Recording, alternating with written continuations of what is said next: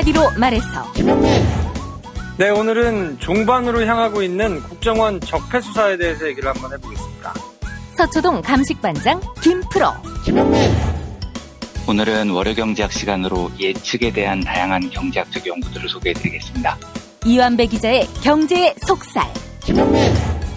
오늘은 중국의 빛나는 여성 작가 샤오홍의 생사의 장 소개해드리겠습니다.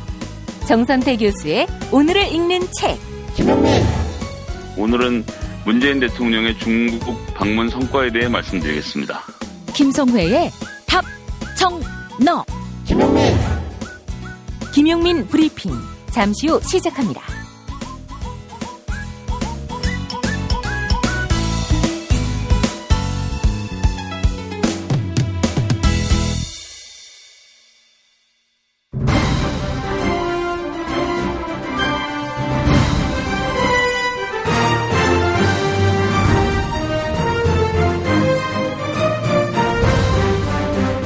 김용민 브리핑.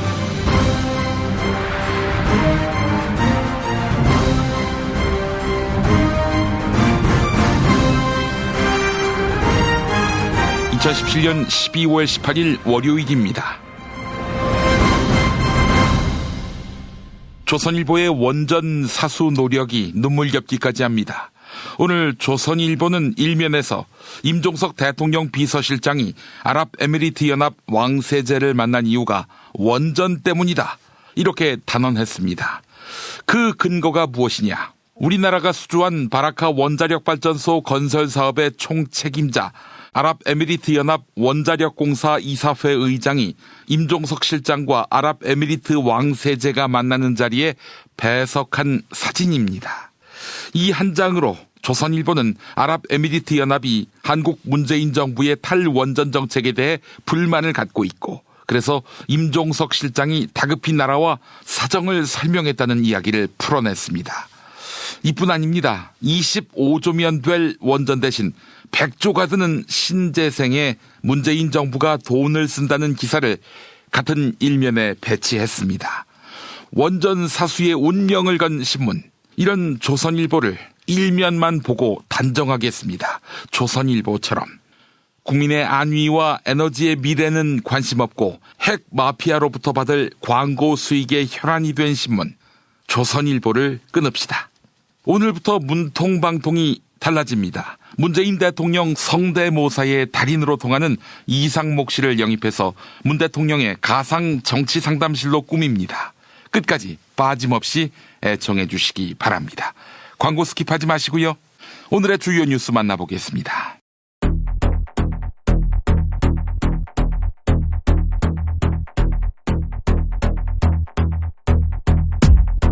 서울 이대 목동병원 신생아 중환자실에서 아기 4명이 잇따라 숨지는 사고가 발생했습니다. 숨진 아기들은 일찍 태어난 미숙아로 인큐베이터에서 집중 치료를 받아왔는데요. 병원 측은 공식 사과하고 사인 규명을 약속했습니다. 이대 목동병원 정혜원 병원장의 기자회견 발언 들어보시죠. 매우 이례적인 불행한 일이 발생한 것에 대하여 유가족분들께 진심으로 사과의 말씀을 드리며 향후 관계당국과 긴밀히 협조하여 빠른 시일 안에 사태 발생 원인을 규명하고, 국립과학수사연구소는 정확한 사인을 밝히기 위해 숨진 신생아들을 부검할 예정입니다. 어제 청와대가 문재인 대통령의 중국 국빈 방문 성과에 대해 브리핑을 가졌습니다. 청와대는 중국 측과 경제장관 회의를 포함해 약 80개 부처 협의 채널의 전면 재가동에 합의했다, 이렇게 밝혔습니다. 또한 한국과 중국의 산업협력단지를 조성하고 경제협력의 제도적 기반 강화에 합의했다고 발표했는데요. 사드 보복 철회에 따른 가시적인 성과가 경제 분야에서 나타나도록 후속 작업에 착수하겠다고 덧붙였습니다. 자유한국당이 현역 의원 4명을 포함해 약 60명의 당협위원장을 교체하겠다, 이런 당무감사 결과를 내놨습니다. 전체 당무감사 대상자 약 210명 가운데 60명을 교체 권고 대상으로 확정해 교체 규모가 30%에 달했습니다. 이번 당협위원장 교체 명단에는 친박계인 서청원 의원과 유기준 의원이 포함됐는데요. 내년 지방선거를 앞두고 친박당의 이미지를 벗으려는 노력으로 보입니다. 검찰은 박근혜 정부 시절 국가정보원 특수활동비 1억 원을 상납받은 혐의를 받고 있는 자유한국당 최경환 의원에게 구속영장을 청구했는데요. 12월 임시국회에서 최경환 의원에 대한 체포동의안 처리가 어려워졌습니다. 여야가 12월 임시국회에서 추가 본회의를 합의하지 못한 것입니다. 이에 따라 검찰은 오는 토요일 국회 회기가 종료된 이후 바로 영장실질심사를 추진하기로 가닥을 잡았습니다. 법원이 검찰의 입장을 수용한다면 최경환 의원에 대한 영장심사는 12월 말에 열릴 가능성이 있습니다.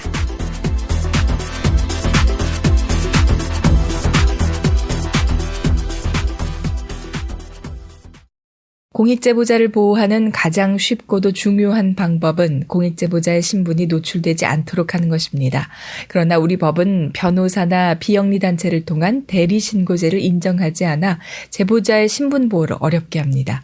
실명으로 접수된 공익제보자의 신분은 조사 과정이나 이첩 과정에서 쉽게 노출됩니다. 신분이 노출되면 직장 내 불이익을 받거나 보복성 고소고발을 당할 위험이 커집니다. 우리 사회가 공익제보 이후 공익제보자의 삶에 좀 더 관심을 둘 수 있도록 아름다운 재단이 어쩌다 슈퍼맨 캠페인을 진행하고 있습니다. 공익제보자를 응원하는 캠페인에 함께 해주시기 바랍니다. 어디선가 나타나서 생명을 구하고 정의를 지키는 영웅, 슈퍼맨. 우리 주변에도 많은 슈퍼맨이 있습니다. 바로 공익제보자입니다. 어쩌다 슈퍼맨이 되어야만 했던 그들에게 세상은 따뜻하지 않았습니다. 수많은 생명을 살린 2명의 간호조무사는 권고사직을 당했고 장애인의 인권을 위해 싸운 선생님은 결국 사직했습니다.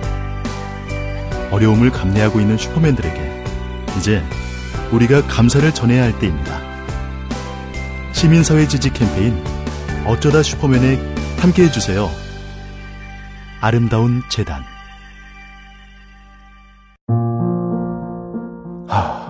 우리 여보, 결혼생활 20년 동안 내가 고생만 시키고 얼굴에 주름살만 들어가는 줄 알았는데 나이를 거꾸로 먹고 있네? 왜 이렇게 탱탱하지? 뉴트리션 닥터스에서 만든 콜라겐 몰라요? 콜라겐이라고 다 같은 콜라겐이 아니에요. 체내 흡수가 잘 되는 저분자 PC 콜라겐이거든요. 약국에서 찾으세요. 뉴트리션 닥터스는 약국식품 전문기업입니다. 문의전화 1688-5807 1688-5807. 스페이드 퀴즈입니다. 돌잔치, 채순잔치, 가게홍보, 체육대회, 창사기념일. 정답! 기념품! 문제를 끝까지 들으셔야죠. 이럴 때 사용하는 판촉물이나 기념품, 답례품, 단체 선물 등을 취급하는 전문업체로서 국민을 위해 제대로 일하는 언론과 정당에 후원을 하는 판촉물 전문업체는 어디일까요? 정답! 네피알! 네? 어디라고요? 네피알! 네, 정답입니다. 판촉물이나 단체 선물이 필요할 때 이왕이면 우리 편 회사 네피알을 찾아주세요. 인터넷 검색창에 네피알을 치시거나 032-519-4800으로 전화주시면 친절하게 상담해드립니다. 그런데 상품은 뭔가요? 네피알에 가서 고르세요. 3만 가지가 넘는 물품이 있어요. 한글도 남보다 빨리 깨치고 참 똑똑했는데 갈수록 실력이 뒤처지는 것 같아 걱정이에요. 혹시 초등학교 교과서 본 적 있어요? 어려운 어휘가 너무 많아요. 학교에서는 어휘 개념을 하나하나 설명해줄 시간이 정말 부족하잖아요. 그럼 어떡하죠? 내 아이의 어휘만큼은 내가 책임져야죠. 어휘 공부의 정성. 초등어휘 3천, 초등어휘 5천. 검색창에 초등어휘 3천을 쳐보세요.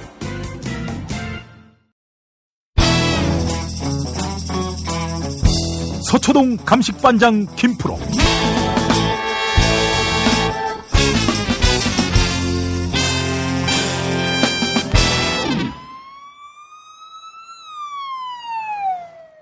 김프로 나와 계시죠? 네, 서초동 펠레 김프로입니다. 아니 근데 음모론이 있어요. 김프로가 이 프로그램에서 빠지려고 일부러 큰 똥볼을 찬 거 아니냐. 그렇지는 않고요. 저는 항상 이 진실된 마음으로 김용민 브리핑에 임하고 있기 때문에. 수요일에 말이죠. 다스베이다 녹화할 때 주진우는 뭐 단언을 했어요. 이건 영장이 집행될 수밖에 없다. 그런데 김프로는 아주 굉장히 온갖 언설과 논리로 이건 분명히 기각될 것이다라고 얘기했는데 단순한 어떤 주진우와의 그 실력차 이 차원을 넘어서서 멘탈에 어떤 그런 근본적인 차이가 있는 것이 아닌가 하는 생각이 들었어요. 이제 주진우 기자에게 바톤을 넘길 때가 왔다. 뭐 이렇게 이제 해석을 하고 있죠. 바톤을 넘겨? 야, 네가 그럼 선배인 줄 알겠다. 그래서 이제 우리 애청자분들이 게시판에 글을 많이 남기셨는데 안 되겠다. 중징계를 내려야 한다. 그래서 우리 김프로에게 노역형, 강제 노역형을 이렇게 언도하셨습니다. 제가 어떻게 여기서 비명이라도 좀 지를까요? 순종을 해야 돼. 알겠습니다. 그러니까 그래도 나름 김프로의 논리가 결과적으로는 틀렸지만은 나름대로 빈틈 없었다. 이런 지적도 적지 않았는데 그 아내분이 뭐 그렇게 댓글을 다시나 민망하게. 아니 뭐 이게 원래는 사실 이제 검찰 내부 사람들을 만나가지고 얘기를 해보면 뒤에 뭐 기각되고 뭐 발부되고 했던 것보다 맨 처음 영장이 기각됐던 것에서 굉장히 좀 충격을 많이 받았었더라고요. 실제로 실무자들은. 왜냐면 그때 이제 이재용 부회장이 영장이 한번 기각됐다가 발부됐잖아요. 그래서 두 번째 이재용 부회장이 영장이 발부될 때는 솔직히 기각될 줄 알았대요. 내부적으로. 왜냐면 이게 법리적으로는 당연히 발부가 돼야 맞는데 대한민국의 현실이 삼성의 금권을 넘어서기가 쉽지 않구나라는 현실적인 벽을 조금 느꼈었다고 하고 오히려 우병우는 법리로 보나 뭘로 보나 그냥 바로 구속이 될 거라고 생각을 했다는 거예요. 예. 근데 우병우가 이제 기각되는 걸 보면서 굉장히 좀 당혹스러워하고 이제 당황했다고 하는데 마지막까지 굉장히 이제 석연치 않은 이런 것들이 있었잖아요. 제가 뭐 쭉 설명을 하기도 했습니다만. 그렇습니다. 그래서 저는 제발 이게 현실화되지 않았으면 좋겠다라는 생각을 가지고 있었는데 그래서 불안해하는 사람들은 이제 여전히 있긴 있었거든요. 근데 그 뒤로 이제 뭐 여러 가지로 나타나는 이제 여론의 향배라든지 뭐 이런 것들 또 우병우 변호인 측에서 준비를 뭐 칼같이 해왔어도 이게 그렇게 많이 정말 단단하게 준비는 되지 않은 모양이구나라는 생각이 드니까 이후에 이루어지는 우병우 관련된 재판이라든지 이런 거에 있어서는 그렇게 크게 걱정할 거는 아닐 수 있겠다는 생각이 조금 들기는 하는데 뭐 아무튼 뭐 여러 가지로 말을 길게 하기는 했지만 제가 부족해서 그런 거죠 뭐. 아니 근데 이제 이런 걱정이 또 있어요. 신광렬이가 구속적 부심을 통해서 우병우를 풀어주는 거 아니냐. 그럴 수도 있죠. 뭐 그럴 가능성도 완전히 배제할 수는 없고 우병우 전 민정수석도 할 수 있는 건 아마 다 하려고 할 거거든요.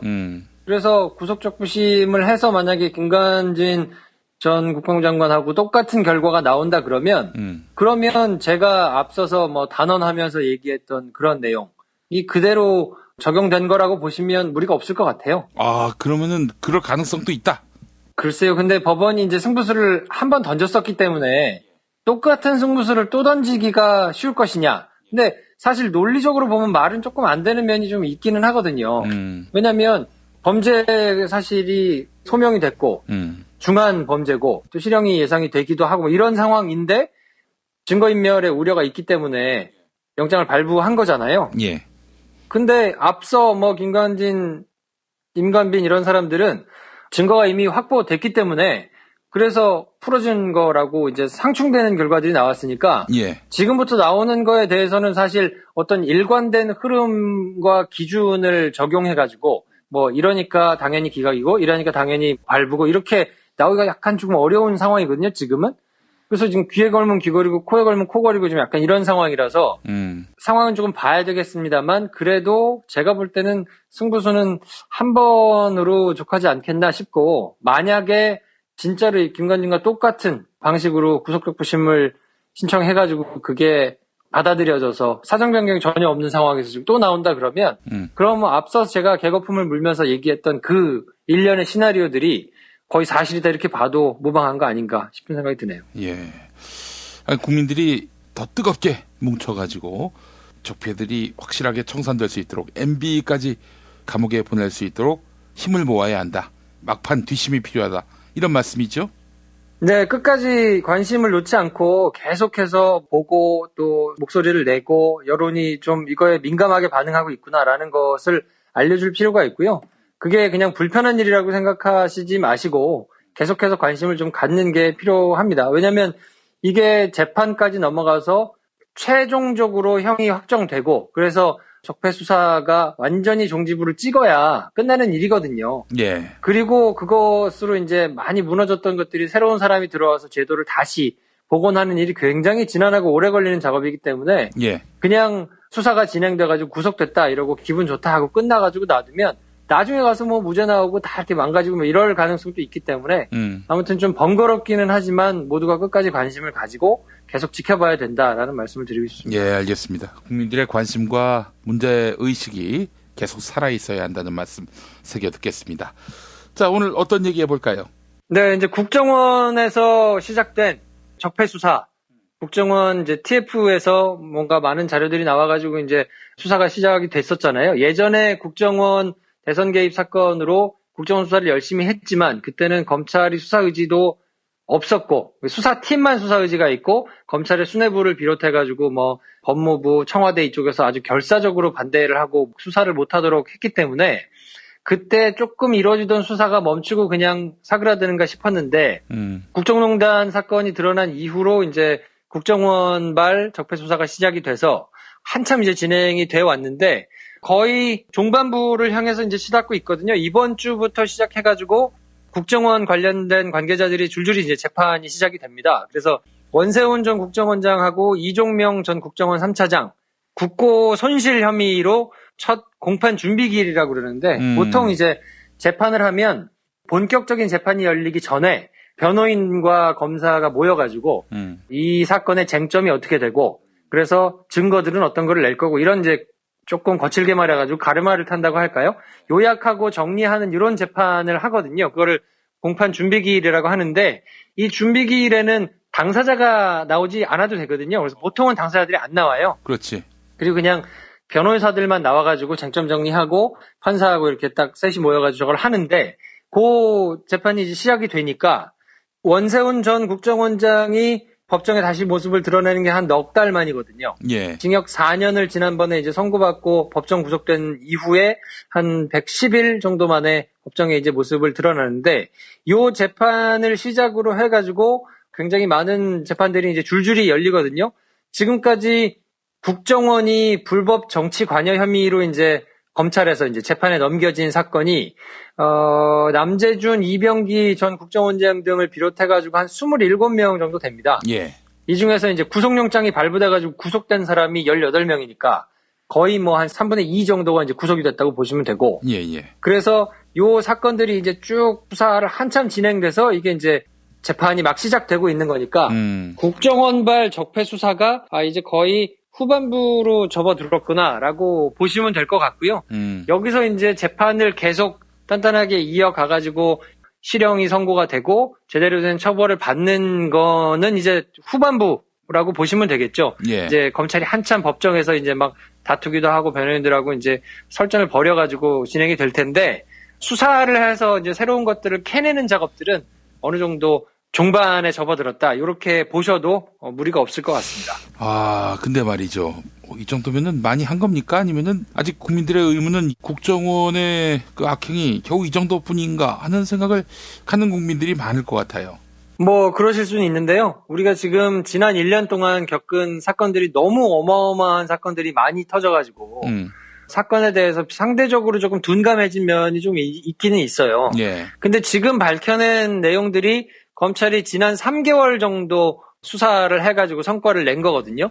국정원 관계된 사람 한 30명 가까이를 잡아놓고 그중에 한 3분의 2 정도 되는 20명에 가까운 사람들이 전부 구속됐기 때문에 그리고 정권의 아주 실세였던 뭐 우병우까지도 다 구속이 됐잖아요. 그러니까 이런 수사 성과를 냈다는 거는 사실 그냥 일반적인 수사 패턴으로 보면 있기 힘든 일이에요. 왜냐하면 누누이 말씀드렸지만 국정원에서 충분한 자료들이 확보가 됐기 때문에 지금 이런 수사가 쭉 진행이 된 거거든요. 예, 예. 근데 누누이 보셔서 아시겠지만 국정원 압수수색을 하는 것 자체가 쉽지 않은 일이기 때문에 뭐 실질적으로 수사가 이루어지는 거는 굉장히 지엽적인 부분에서 정말 말도 안 되게 잘못한 사람들, 비위를 저질렀던 사람들이 딱 걸린 사건에 대해서만 아주 제한적으로 수사가 진행되고 뭐 이렇게 되었었는데 예. 이거는 사실 국정원의 치부라고 할 수 있는 것들이 뭐 특수활동비부터 시작해가지고 민간인 댓글 부대를 뭐 3,000명이나 운영한 사실이라든지 뭐 이런 구조적인 또 검찰 수사가 진행될 때는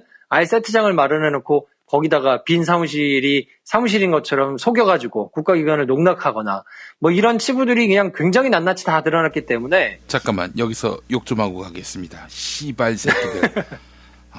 이거 진짜 생각할수록 확 그냥 열불이 솟구치네요. 그럼요. 지금 뭐 지난 10년 동안 우리가 경험했던 사건들을 보면 이 정도 가지고 제대로 된 국정원 개혁이 일어나겠느냐라고 말씀하시는 게 맞습니다, 사실은.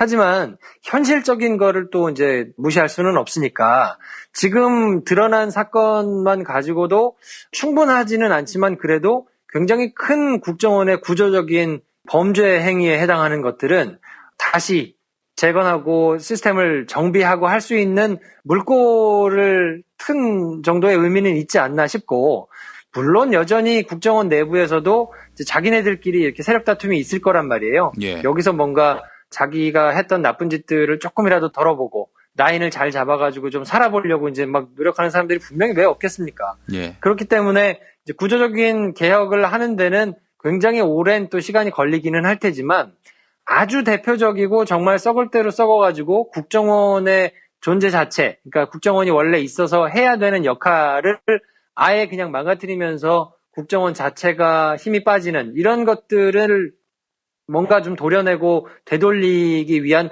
첫 삽은 제대로 떴다라고 보셔도 될 것 같고, 그런 차원에서 지금 기소된 27명에 대한 재판이 이제 진행되기 시작한 거니까 첫 술에 다 배가 부를 수는 없고 전부 다 일일이 막 그냥 다 들쑤셔가지고 국정원 수사만 할 수는 또 없는 노릇이니까 뭐 해야 될 게 우리가 많잖아요. 최순실 재산도 찾아야 되고 아직 드러나지 않은 MB와 관련된 수많은 또 비리 이런 것들도 찾아야 되기 때문에 일단 우선순위 면에서 보자 그러면 검찰이 여태까지 하기 힘든 수사들을 잘 진행해 온 것은 맞고요. 이런 것들이 좀 잘 갈무리가 된다 그러면 이 이후에 해야 될 것들에서 좀 우선순위에서 좀 밀어놓더라도 나중에 다시 진용을 갖춰가지고 할 수 있는 여지는 충분히 있지 않겠나 그런 생각은 지금 하고 있습니다. 다시 제대로 더 깊게 수사할 여지는 남아있다. 왜냐하면 그 인지 수사를 보통 하다 보면 여러 가지 범죄 행위들이 이렇게 수사를 하는 과정에 생기고 하거든요.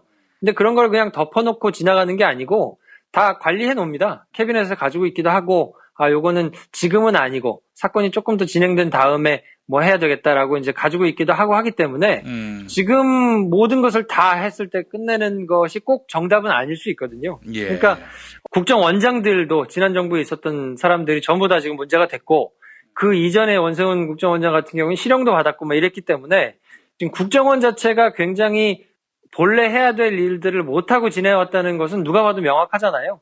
근데 그 사람들을 단죄하면서 그 밑에 있는 책임자들, 건건이 있었던 다른 비위들 이런 것들은 또 언제든지 수사를 할 수 있는 여지가 있기 때문에 큰 틀에서 보자 그러면 지금 해야 될 수사들을 우선 지어가지고 하는 게 맞다고 보고, 물론 이제 원세훈 전 국정원장과 관련해가지고 그 위에 있었던 MB까지는 수사가 지금 아직 진행되지 않은 부분이 있는데 이건 제가 누누이 말씀드렸듯이 지금 MB와 관련된 다른 수사들이 함께 진행 중이기 때문에 예. 그것과 좀 보조를 맞춰야 되는 측면이 좀 있어서 그거는 조금 기다려보시면 될 것 같고요. 아무튼 지금부터는 마무리를 더 잘하는 게 중요하기 때문에 새로운 혐의들이 막 새로 드러나거나 뭐 이러지는 않더라도 지금 있는 것들이 망가지지 않고 제대로 처벌되는 것 자체가 검찰로서는 굉장히 중요할 수 있거든요. 예. 그러니까 하여튼 그거를 지금 이제 사람들이 관심을 가지고 계속 주의를 기울이기는 조금 어려운 단계예요. 왜냐하면 새로운 혐의가 계속 드러나면 사람들이 언론에서도 좀 굉장히 이슈가 되고 실시간 뭐 검색어에도 오르고 그러면서 사람들이 쳐다보지만 뭐 한번 나왔던 얘기에 대해서는 사람들이 그래? 옛날에 뭐 봤던 거 아니야 하면서 지나가거든요. 그러면 그냥 그들만의 리그에서 계속 뭐 돌아가게 되는데 그런 사건들이 하여튼 끝까지 망가지지 않고 제대로 가는지를 이제 살펴보는 거는 언론의 몫이고 하니까 여기 하여튼 끝까지 제대로 가는 것이 좀 남아있다고 할 거고요. 이제는 좀 국정원으로 시작된 적폐수사에서 가지가 뻗어나간 다른 종류의 적폐수사들, 뭐 박근혜 정부는 뭐 1년 정도 지나면서 대부분 다 최순실 씨까지 이제 판결이 지금 나올 상황이니까 예. 박근혜 전 대통령과 관련된 선고만 내려지면 어느 정도 지난 4년에 대한 정부에 대한 거는 좀 정리가 될 거거든요. 그러니까 그 전 정부, MB 정부에 관련된 거를 이제 또 들여다봐야 되는 이런 상황으로 진행이 될 거라서 연말을 넘기면서 그런 것들이 좀 잘 마무리가 됐으면 하는 바람이 있습니다. 예, 그래요. 그 국정원 직원 빨간 마티즈 사건, 또 최근에 정치호 변호사 사건, 이것도 그냥 넘어갈 수는 없을 것 같은데 이거에 대한 수사는 이루어지고 있는 겁니까? 뭐 그거는 지금 경찰 단계에서 수사가 뭐 검찰의 지휘를 받아가지고 진행이 되고 있으니까 그거는 약간 지금 국정원의 적폐 수사의 바운더리에 크게 있기는 합니다만 그래도 약간 결이 조금 다른 것 같기는 해요. 지금 얘기한 것은 국정원에서 조직적으로 정치에 개입하고 선거에 개입하고 또 그리고 뭐 여기서 발생하는 국정원의 특수활동비를 자기들이 쌈짓돈 쓰듯이 그냥 막 쓰고 그리고 원세훈 전 국정원장 같은 경우에 뭐 자기 부인하고 그냥 막 이렇게 흥청망청 돈 쓰는데도 또 이렇게 쓰고 뭐 이런 것들이 주로 진행이 됐고 거기에다가 블랙리스트라든지 화이트리스트라든지 뭐 이런 것들 국정원이 해야 될 일을 제대로 하지 않고 한눈을 팔면서 다른 일을 했던 것에 대한 수사가 이제 진행이 됐던 건데 지금 말씀하신 그런 마티즈 사건이라든지 뭐 정 변호사 사건 같은 경우에는 정말 상상할 수 없는 굉장히 극악무도한 범죄 행위이기 때문에 이거는 사실 그냥 전체적인 적폐 수사의 바운더리에 묶어가지고 한꺼번에 가져가는 것보다는 굉장히 치밀하게 그리고 여기에 관여됐던 사람들을 제대로 찾아내서 엄벌하는 게 필요할 거라서 예. 이거는 좀 굉장히 공을 들여서 수사해야 될 내용이라고 보고 그것들은 아무튼 검찰에서도 어떤 생각이 있을 거라고 봅니다. 그 우리 김 프로도 이거는 자살이 아니다라고 보고 있는 거군요. 범죄라고 하는 거 보니까. 왜냐면 유족들이 일단 인정하지 않는 데는 분명히 그럴 만한 이유가 있을 거라고 보고요. 그래서 그때도 뭐 다스베다의 유족분이 나오셔가지고 이런저런 얘기를 이제 해주셨는데 상식적으로 보기에도 그냥 자살을 하는 사람들의 일반적인 패턴이라고 보기 조금 어려운 내용들이 많이 있거든요. 왜냐하면 아무리 특이하더라도 자살을 하는 사람들이 일반적으로 가지게 되는 경향이라는 게 있어요. 그렇지.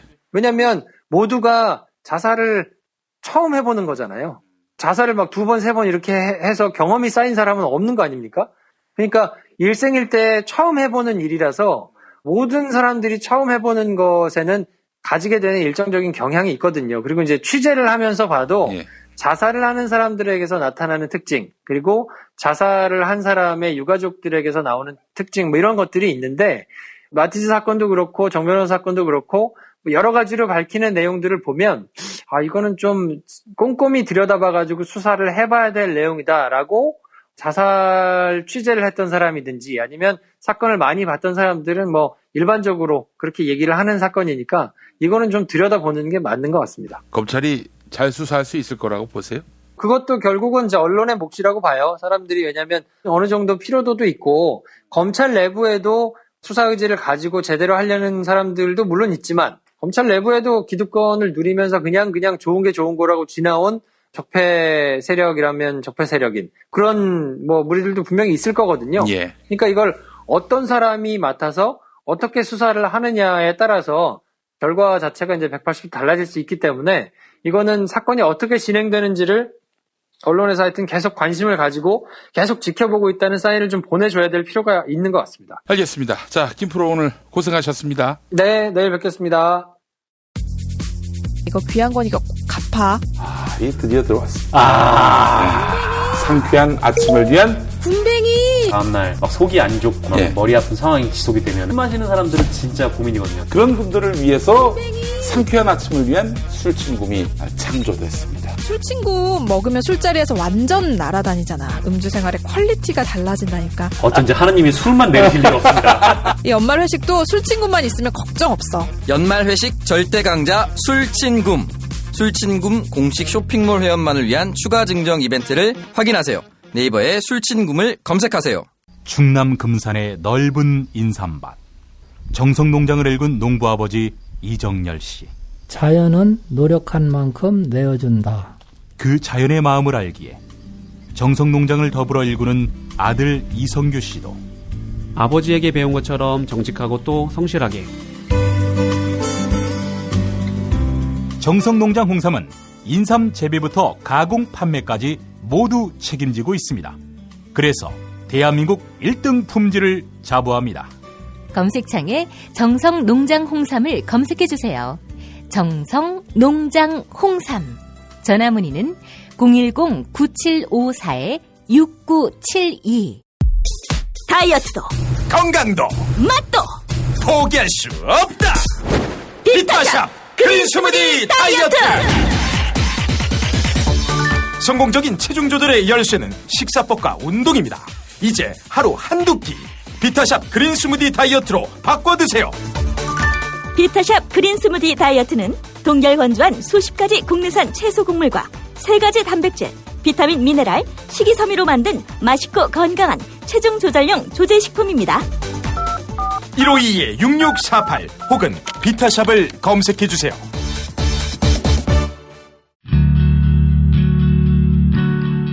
우리는 좌절의 시간을 이겨냈습니다. 우리는 부끄럽지 않은 시간을 만들어냈습니다. 우리는 추운 겨울 차 한 잔을 마실 수 있는 여유를 만들어냈습니다. 새싹당 콩차, 우리 같이 한잔 하시죠. 고마운 분들에게 참 좋은 선물 새싹당 콩차.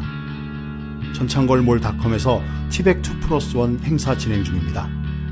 전화 구매는 070-8635-1288 070-8635-1288입니다. 전창걸의 새싹 땅콩차. 김용민 브리핑 뉴스기 능력평가 정답 맞히신 분들 소개합니다. 지난주 뉴스기 능력평가 문제는 박정희 전 대통령의 일본 이름을 맞히는 거였죠. 정답은 다카키 마사오인데요. 당첨자에게는 도서출판 창비에서 협찬하는 송곳 4권에서 6권, 총 3권을 선물해드립니다. 웹툰 송곳은 대형마트에서 벌어지는 부당해고와 그에 대항하는 평범한 사람들의 이야기를 그려냈는데요. 당첨자께 송곳 4권에서 6권까지 총 3권 보내드립니다. 다른 당첨자에게는 애주가들의 핫 아이템 술친굼 한 박스 보내드립니다. 포털 사이트에서 술친굼을 찾아주세요. 금요일 정답자 가운데 한 분에게는 남도 먹거리에서 협찬하는 식품꾸러미 상품 선물해드립니다. 인터넷 주소창에 남도먹거리.kr을 입력해주세요. 금요일 정답자 가운데 한 분에게는 골반 보정 속옷 바디로직 리포머 팬츠 선물해드립니다. 역시 검색창에 바디로직 찾아주시면 됩니다. 금요일 정답자 가운데 또 다른 한 분에게 머문빌리지 이용권 격주로 보내드리고 있습니다. 총 3,000평의 대지와 건물 2동을 오직 한 팀에게만 서비스하는 머문빌리지. 애청자 여러분의 성원에 힘입어서 일요일과 평일에 가격을 대폭 낮춘 머문빌리지 할인 행사를 진행하고 있습니다. 포털 사이트에서 머문빌리지를 찾아주세요. 정답자 오늘 한잔 어때님, 김엄마 건강 조심하세요.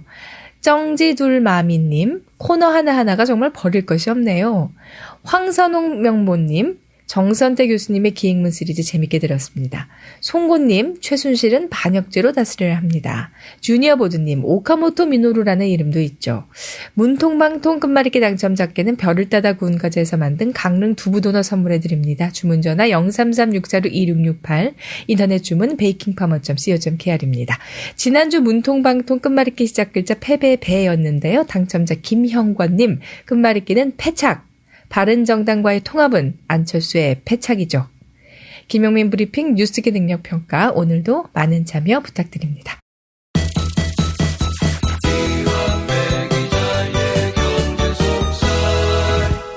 이원배 민중의 소리 기자 만나겠습니다. 이원배 기자님. 네, 안녕하십니까. 예, 주말 잘 보내셨을 거라 생각이 들고요. 네, 잘 보냈습니다. 네. 송년 약속 많습니까? 아니요, 별로 없는데요. 저는 원래 사람 만나는 걸 안 좋아해서 늘 구석에 짱 박혀 있는데, 사실은 크게 생각을 안 하고 답을 드렸는데 어떻게 24일 크리스마스 이브를 김용민 PD님과 같이 보내게 됐습니다. 아이고, 그래서.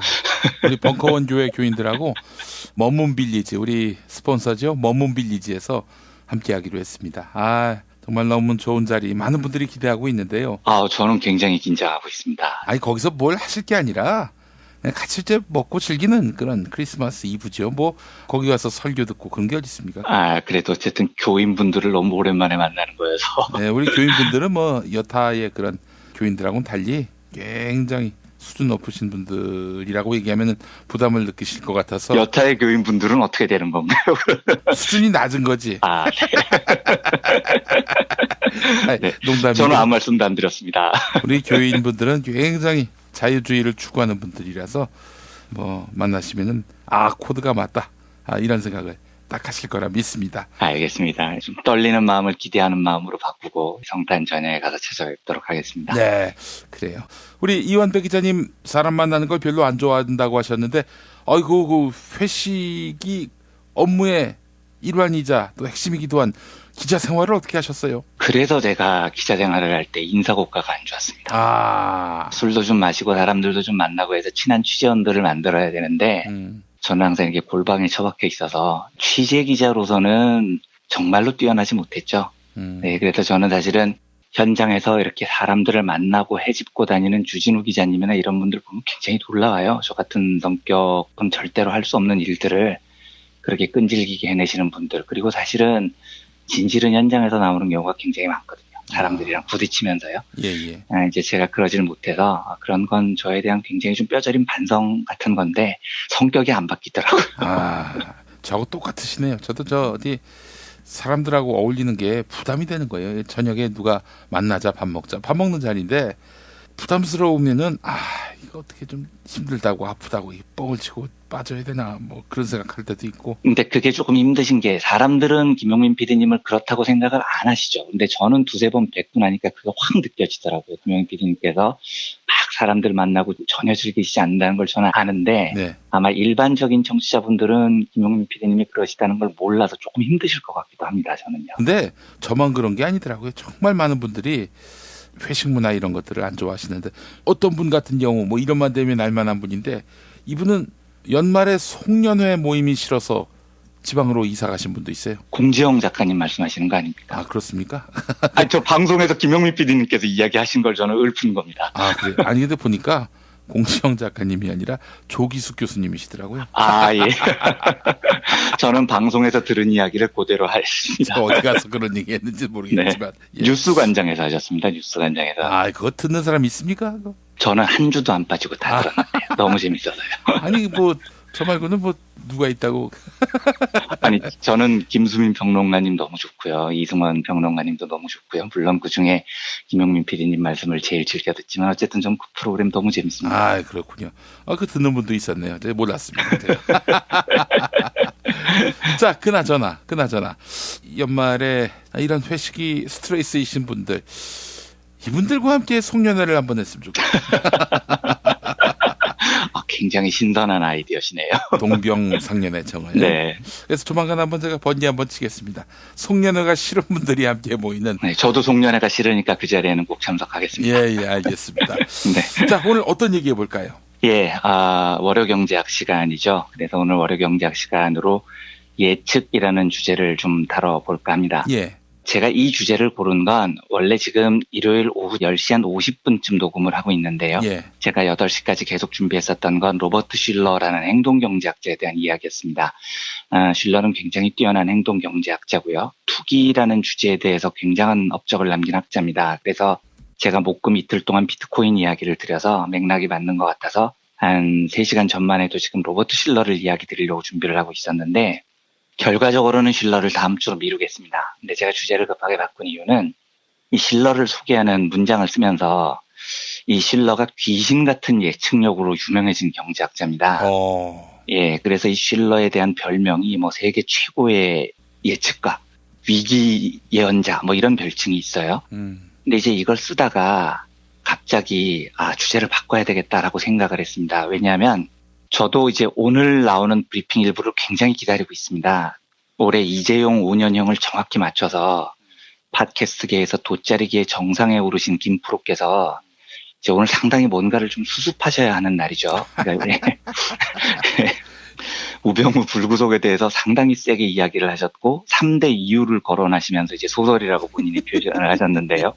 지금 제 방송을 들으시는 분들은 제 앞에서 김 프로께서 어떻게 수습을 하셨는지를 다 들으셨겠지만 저는 아직 못 들었으니까요. 그래서 김 프로께서 이 사태를 어떻게 수습하셨을지 진짜 궁금합니다. 종신 계약제로 결말이 났을지 아니면 김 프로께서 늘 주장하시는 대로 책임을 지고 하차를 하신다고 하셨을지 또 그걸 갖고 두 분께서 얼마나 즐겁게 티격태격 하셨을지 이런 게 되게 기다려져요. 그래서 내일 방송은 좀 빨리 올려주셨으면 좋겠습니다.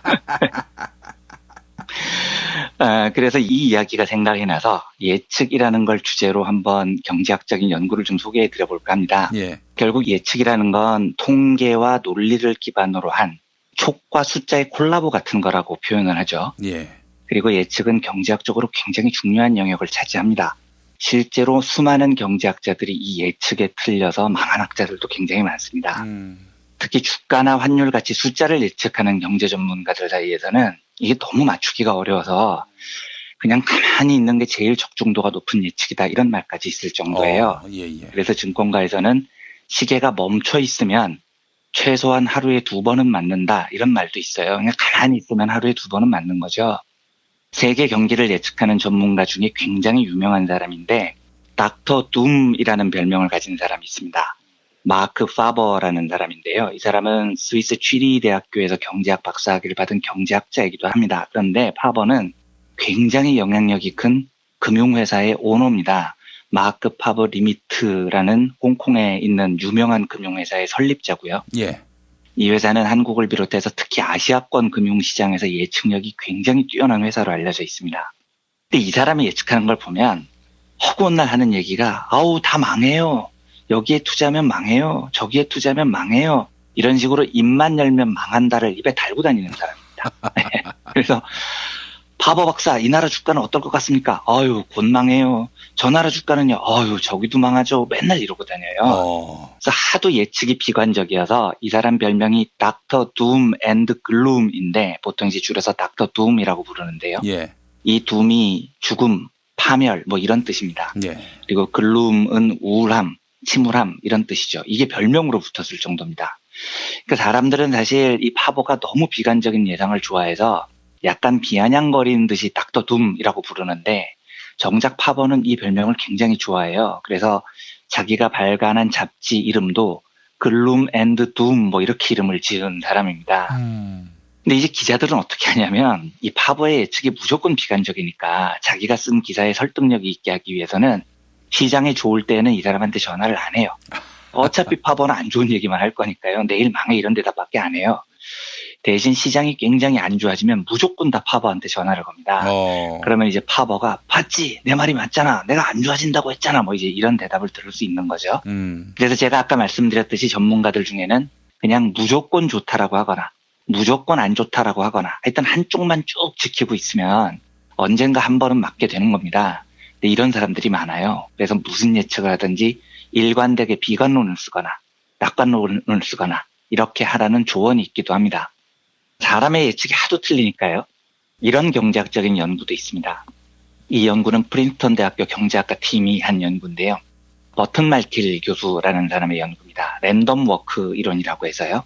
랜덤은 이제 무작위라는 뜻이고 워크는 걷는다는 뜻이죠. 그래서 랜덤 워크는 방향을 예측할 수 없이 무작위로 불규칙하게 걷는다라는 뜻입니다.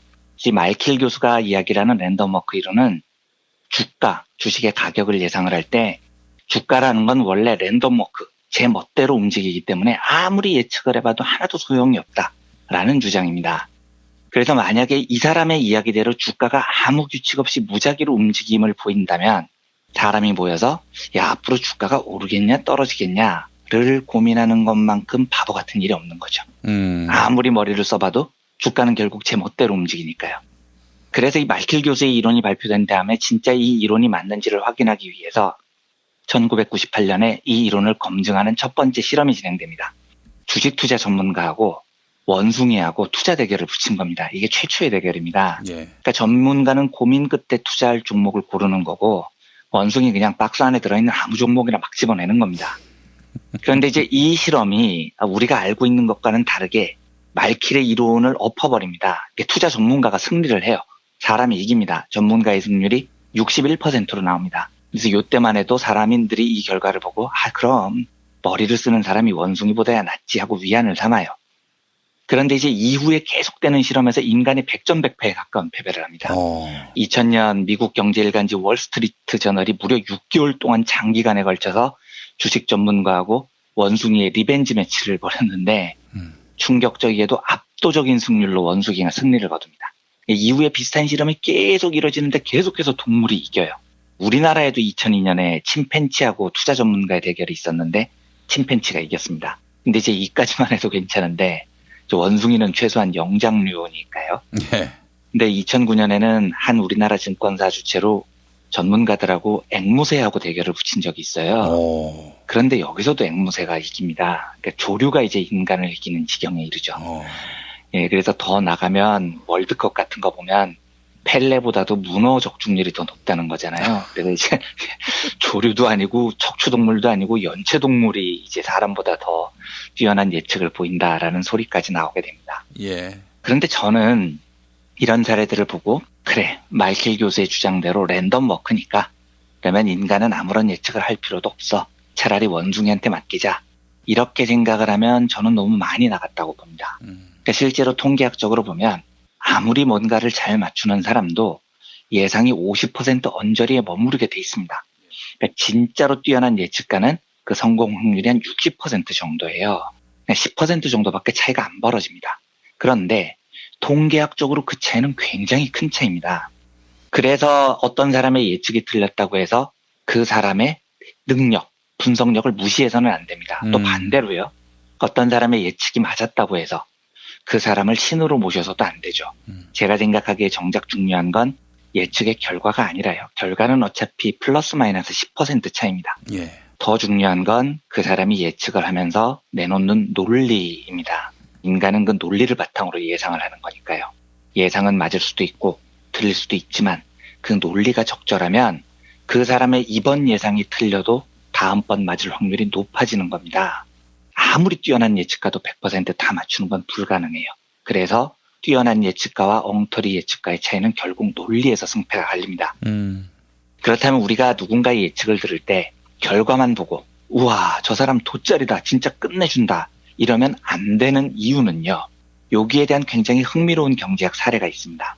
이건 저크 덴넬, 크리스티나 팽이라는 두 경제학자의 연구 사례인데요. 이 두 학자는 미국에서 제일 유명한 경제 전문지 월스트리트 저널에 발표된 여러 경제 예측들을 모아서 수년 동안 분석을 해봅니다. 50명의 경제학자, 애널리스트, 전문가 이런 사람들이 예측을 한 걸 다 모아요. 그래서 몇 년 동안 얼마를 맞췄냐 이걸 분석을 하는데 이게 중요한 게 아니고요. 이 연구 중에 굉장히 흥미로운 건 예상을 한 사람 중에 굉장히 극단적인 예측에 성공을 한 사람들이 있습니다. 이걸 이제 우리말로 하면 이번에 우병우가 구속될 것이냐 구속 안 될 것이냐 이걸 가지고 예측을 했잖아요. 그런데 누군가가 내 생각에는 우병우가 성형수술을 하고 해외로 튈 것이다 이렇게 극단적인 예측을 했다고 가정을 해보겠습니다. 그런데 이걸 맞춰버리는 겁니다. 이렇게 가정을 해보겠습니다. 자, 보통 이까지 나오면 어떻게 되냐면 우와, 야, 우병우가 성형수술을 하는 걸 저 사람이 예측했어. 저 사람 진짜 짱이다. 진짜 돗자리다. 저 사람 진짜 대단하다. 이렇게 생각을 합니다. 그런데 델렐과 팽 이 두 경제학자가 그런 식으로 극단적인 예측을 해서 맞춘 사람들의 다른 전체적인 예측 성공률을 측정을 해봅니다. 그러면 한두 번 극단적인 성공을 거둔 사람들의 성공률은 평균적으로 매우 떨어진다고 나옵니다. 근데 이게 통계학적으로 너무 당연한 게 우병우 구속 예측 여부에서 갑자기 우병우는 성형수술을 할 것이다 뭐 이런 엉뚱한 예측을 들고 나오는 사람은 상식적으로 이 사람은 논리가 부족한 채로 아무거나 막 지르는 사람일 가능성이 매우 높아요. 다만 그게 우연히 한번 맞은 거죠. 그래서 그때는 그게 대단해 보일지 모르겠지만 현실로 돌아오면 그렇게 막 던지는 게 맞을 리가 없죠. 그래서 그런 극단적인 예측에 성공한 사람들의 전체적인 예측 성공률이 매우 낮은 겁니다. 그러니까 이 논문에 보면 어떤 경제적인 현상에 대해서 딱 한 명만 맞춘 케이스가 있어요. 모든 사람이 아니오라고 할 때 이 사람만 예스해서 맞춘 겁니다. 그러면 와, 이 사람 대단해 보이죠. 진짜 뛰어난 돗자리 같죠. 그런데 이 사람이 다른 예측을 한 걸 보면 나머지 두 번의 경제 예측에서는 55명 중에 예측 등수가 43등, 49등을 합니다. 그러니까 거의 최하위권의 예측가였다는 거예요.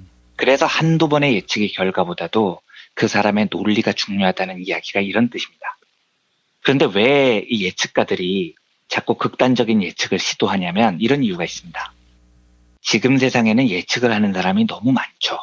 정치평론가, 경제평론가를 자처하는 사람도 수천 명에 이를 겁니다. 그리고 너무 많은 예상이 나오니까 여기서 튀어 보이기 위해서는 극단적인 예측을 하는 게 유리합니다. 그러면 이제 아까 말씀드렸던 대로 이런 극단적인 예측을 하면 대부분 틀리죠. 그런데 하나만 맞추면 자신을 홍보하는데 매우 유리합니다. 야, 내가 우병우 구속 예측했잖아. 이건 별로 홍보가 안 되죠. 왜냐면 야, 그건 나도 예측했는데 이렇게 생각하는 사람이 많으니까요. 그런데 이때 나는 우병우가 성형수술하고 튈 거라고 예측했잖아. 이렇게 엉뚱한 예측을 했는데 이게 맞아요. 이러면 대박이 나는 겁니다. 그래서 이 사람은 99번을 틀려도 이런 극단적인 예측을 한 번만 맞추면 내가 이걸 맞춘 사람이야 라고 홍보를 하는데 굉장히 유리해집니다. 왜냐하면 99번 틀린 건 말 안 하면 되거든요. 아니, 그 예측가 평론가가 너무 많으니까 사람들은 그 전문가가 뭐라고 예측했는지 일일이 기억을 못 합니다. 그러니까 틀린 건 그냥 묻어버리는 거고요. 한 번 아싸리하게 맞추면 자기 홍보하는데 유리해지죠. 그래서 막 지르는 예측가가 많아집니다. 사람들은 논리적인 예측보다도 그런 극단적인 예측을 맞춘 것에 대해서 더 기억을 하고 찬사를 보내기 때문입니다. 예측에 대한 경제학 연구를 하나만 더 소개해 보겠습니다. 그 유명한 그 안철수 대표와 트럼프가 나오셨다는 펜실베니아 대학 와튼스쿨의 필립 테틀록 교수라는 사람의 연구입니다. 슈퍼 포캐스팅이라는 책을 썼고요. 이게 한국 제목으로는 슈퍼 예측, 그들은 어떻게 미래를 보았는가라는 제목으로 번역이 된 책입니다. 이 책의 저자인데요. 예. 이 테틀록 교수가 예측에 대해서 여러 연구를 하면서 아무리 전문가들이라고 해도 일반인들과 예측률의 차이가 거의 없다라는 사실을 밝혀냅니다. 그런데 이 테틀록 교수가 슈퍼 예측가, 정말로 뛰어난 예측을 하는 사람들을 발견을 해내요. 그리고 이 사람들이 어떻게 뛰어난지를 살펴봅니다. 그런데 테틀록 교수가 말하는 여러 슈퍼 예측가들 중에 가장 뛰어난 결과를 나타내는 예측가는 슈퍼팀입니다. 그러니까 팀을 이루고 토론을 통해서 예측의 논리를 만들어가는 이 팀들이 어떤 슈퍼 개인 예측가들보다도 뛰어난 예측력을 발휘를 해요. 또 한 가지, 이 테틀록 교수가 수만 명이 참여한 예측 경쟁 대회를 오랫동안 추적한 끝에 제일 뛰어난 성적을 거둔 슈퍼 예측가들의 특징을 모아냅니다. 그런데 그 중에 제일 중요한 특징은 슈퍼 예측가들은 겸손하다는 겁니다. 그래서 슈퍼 예측가들은 남의 말을 들을 줄 알아요. 고집을 안 부립니다. 새로운 사실이 드러나면 자기가 생각했던 고정관념들을 바꿀 유연함이 있습니다. 그러니까 팀이 개인보다 낫다는 사실, 그리고 슈퍼 예측가들의 특징이 겸손하다는 사실은 결국 뛰어난 예측은 경청으로부터 출발한다는 사실을 보여줍니다. 그리고 겸손한 사람들이 더 나은 정보를 입력을 하고 뛰어난 논리들을 만들어냅니다. 물론 이런 슈퍼 예측가들조차도 모든 것을 맞출 수는 당연히 없습니다. 하지만 이 슈퍼 예측가들의 말을 경청해야 될 이유는 분명합니다. 이런 겸손하고 팀을 이루고 경청하는 예측가들의 적중률이 일반인들보다 훨씬 높다는 거죠. 저는 개인적으로 목소리로 통화를 하고 있어서 드리는 말씀이 아니고요. 진심으로 저는 김용민 PD님이 굉장히 뛰어난 예측가이자 정치평론가라고 생각을 합니다. 정말입니다. 진심으로요. 그리고 이정무 민중의 소리 기획조정실장도 제가 매우 뛰어난 평론가고 예측가라고 생각을 해요. 그래서 제가 정치를 잘 모를 때에는 항상 이 두 분의 목소리를 저는 경청을 합니다. 그런데 그러면 이 두 분의 예측이 100% 적중하느냐? 아닙니다. 그렇진 않아요. 틀릴 때도 꽤 있습니다. 그런데 아까 말씀드렸듯이 슈퍼 예측가와 그렇지 않은 사람의 차이는 예측률에서 무슨 100% 빵 퍼센트 이 정도 차이가 나는 게 아닙니다. 플러스 마이너스 10% 정도예요. 하지만 그 10%의 차이가 통계적으로 보면 엄청나다는 걸 일단 우리가 이해해야 됩니다. 제가 장담하는데 김용민 PD님이 지금까지 한 예측을 모두 모아보면 그 예측 결과가 당연히 100% 적중하진 않았겠지만 슈퍼 예측가들의 적중률에 저는 버금갈 것을 확신합니다. 아이고, 세상에. 저는 정말 그렇게 생각합니다. 왜 이런 확신을 하냐면 저는 김용민 PD님이 뭐 언제까지 뭐가 된다고 예측을 하실 때 그게 언제까지 될까 이거보다도 그 논리를 되게 귀담아 들어요. 그런데 그 논리가 제가 너무 이해가 쉽게 되고 제 머릿속에 잘 정리가 됩니다. 그리고 김 PD님은 제가 본 평론가 중에 제일 겸손하시고 남의 말을 가장 잘 경청하세요. 이정무 실장 성격도 딱 그렇거든요. 굉장히 논리적이고 굉장히 겸손합니다.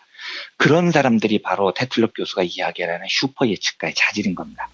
저는 김프로께서 지난번에 이재용 5년 예측을 하셨을 때 사실 그 예측이 틀리기를 엄청 소망했던 사람입니다. 5년이 너무 짧거든요. 그자가 지은 죄에 비해서는요. 그래서 김프로가 그런 예상하실 때만 해도 굉장히 절망을 했고 틀리길 바랐는데요. 그 논리를 가만 들어보면 일리가 너무 있더라고요. 좌우 쪽을 다 예상을 하시고 방송 생중계를 하지 않았던 이유와 이런 것들을 쭉 설명을 하시는데 그래서 맞을 것 같더라고요. 아, 맞으면 어떡하지 하고 되게 불안해했는데 그 불안이 현실로 드러나서 5년형을 맞추셨죠. 금요일자로 방송된 김프로의 그 소설이라고 표현을 하셨던 그 우병우의 영장 기각에 대한 3가지 이유도 저는 굉장히 설득력 있게 들었어요. 물론 근데 그날은 그 방송을 우병우가 구속된 다음에, 그러니까 김프로께서 틀리셨다는 걸 알고 들어서 더 재미있기도 했는데,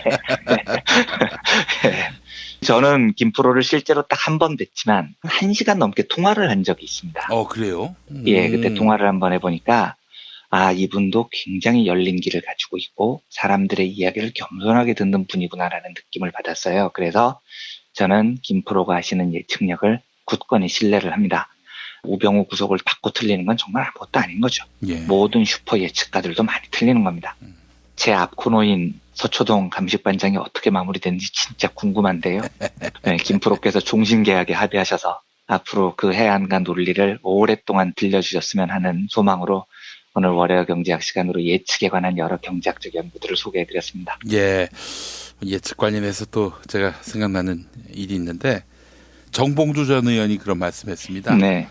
국민들은 마친 예측만 기억하지 틀린 예측은 웬만해서는 잘 기억하지 못한다. 그런 얘기를 하더라고요. 그래서 네. 그래서 예측가들은 일부러 세게 지르고 틀린 건 감추고 맞춘 걸 홍보하고 이런 경향들이 있죠. 예, 여러분 봉도사의 실체가 이렇습니다. 예. 이 점을 얘기하고 싶었습니다. 네. 예. 자, 이원배 기자님 고생하셨습니다. 네, 감사합니다.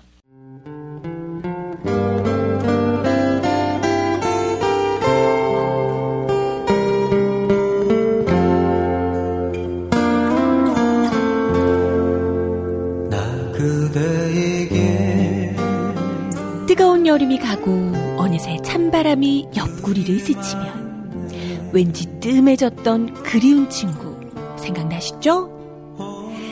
몇 년 만에 만나도 바로 어제 본 것 같은 말 안 해도 내 마음 누구보다 잘 알아주던 속 깊고 다정한 친구 다 있잖아요. 마치 민중의 소리 같은? 이렇게 마음 맞는 친구랑 뜨거운 국물에 소주 한 잔이면 같이 할까요? 당신의 든든한 절친 민중의 소리가 오늘도 당신을 응원합니다.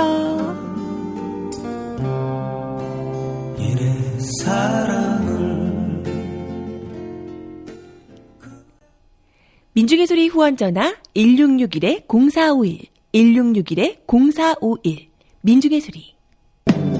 진실은 반드시 밝혀진다고. 무엇이 진실입니까? 대통령이라고 하는 지위를 진실을 밝히지 않는 데에 역이용해서. 김보영 아나운서가 함께합니다. 아프니까 팩트다. 안녕하세요. 아프니까 팩트다 김보영입니다. 전국 언론노조 KBS 본부, 즉 KBS 새 노조의 총파업이 100일을 넘겼습니다. KBS 새 노조 측은 고대영 사장의 퇴진을 요구하고 있는데요. 감사원의 KBS 이사진 업무 추진비 사용 내역 감사 결과가 KBS 정상화의 분수령이 될 것으로 보입니다. 업무 추진비 약 300만 원을 부당 사용한 강규형 KBS 이사에 대해 방송통신위원회가 해임 절차에 돌입한 것입니다. KBS 새 노조는 즉각 환영 입장을 밝혔습니다. 전국 언론노조 성재호 KBS 본부장의 발언 들어보시죠. 강규형 이사는 더 이상 공영방송 이사로서의 자격이 없음이 이미 증명됐다고 봅니다. 이인호 이사장이라든지 차기환 이사 역시 해임이 이루어져야. 현재 KBS 이사회는 옛 여권 추천 인사가 6명, 현재 여권 추천 인사가 5명입니다. 하지만 강규영 이사가 해임되고 KBS 이사회가 재편된다면 이르면 내년 초 고대영 사장 해임도 가능할 것으로 보이는데요. 그런데 동아일보가 강규영 이사의 해임 사유가 된 감사원 감사에 대해서 통상적인 감사에서는 업무 추진비를 문제 삼는 경우가 많지 않다 이렇게 비판했습니다. 이어서 KBS 강규형 이사는 애견 동호회에서 KBS 프로그램 발전 방안을 논의했고 애견 카페에서는 KBS 관련 대화를 나눴다 이렇게 주장했습니다. 또한 본인이 수긍하지 않는 법인카드 부당 집행이 중대한 결격 사유인지는 의문이다 이렇게 지적했는데요. 이에 감사원이 직접 해명 자료를 내고 반박했습니다. 먼저 업무 추진비 감사가 이례적이라고 강조했지만 감사원은 2010년 이후 약 50건의 업무 추진비 관련 감사 결과를 내놓은 바 있습니다. 또한 감사원은 업무 추진비에 대한 사적 사용과 사적 사용 의심을 구분했습니다. 사적 사용 여부가 분명하지 않은 사용 금액은 사적 사용 의심으로 분류했으며 방송통신위원회는 사적 사용 의심이 아니라 사적 사용이 분명한 금액을 토대로 해임 절차에 착수한 것이죠. 특히 감사 기준을 KBS 이사진 전원에게 동일하게 적용했다. 이렇게 강조했습니다. 비리이사에 대한 해임을 촉구하며 단식을 이어가던 KBS 김환균 언론노조위원장과 성재호 KBS 본부장은 지난주 수요일 단식을 멈췄네요. 지금까지 아프니까 팩트다였습니다. 엄마, 이따가 독서실 갔다 올게. 현미 쌀국수 해줘.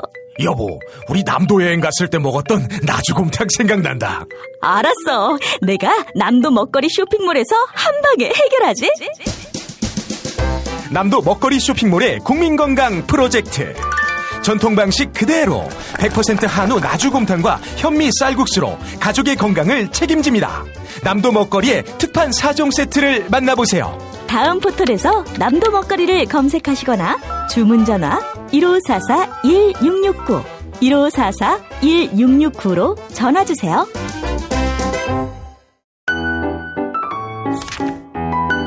오빠, 정말? 진짜? 드디어? 벤지. 천지개벽 업데이트. 월드 서버 오픈. 27개 반지의 주인이여. 최강 대 최강. 하늘이 열린다. 천지개벽. 벤지. 지금 다운로드. 엄마, 이거 뭐야? 된장찌개 너무 맛있다. 아, 그거 저번에 멸치 맛있다 그랬지? 바보 멸치에서 국물팩이 새로 나왔다기에 그걸로 국물을 내봤지. 솜씨 좋은 엄마가 센스까지 있으시네. 100% 국내산 천연 재료로 만든 바보 국물팩. 바보 저염 멸치와 새우 중 가장 맛있는 중화새우를 넣어 단맛과 깊은 맛이 깔끔하게 우러납니다. 무염 바보 멸치와 바보 국물팩은 포털에서 바보 멸치를 검색하시거나 02-587-3599로 전화주세요. 운전자를 위한 꿀팁 7,000원 운전자 보험 카페. 알고 계세요? 교통사고가 나면 형사합의금, 벌금, 변호사 비용 이거 자동차 보험에서는 보장 못해요. 운전자 상해까지도 책임져드리는 7,000원 운전자 보험 카페. 버스, 택시, 트럭 등 영업용 차량 운전자를 위한 12,500원 운전자 보험 카페도 있습니다. 실손, 부모님 건강, 자녀 보험도 안내해드립니다. 02849-9730 연중 무휴라 언제든 02849-9730.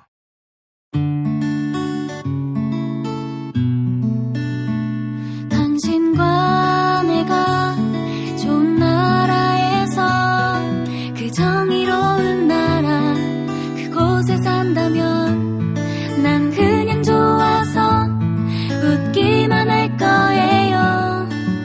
당신의 뉴스 보좌관 김용민 브리핑.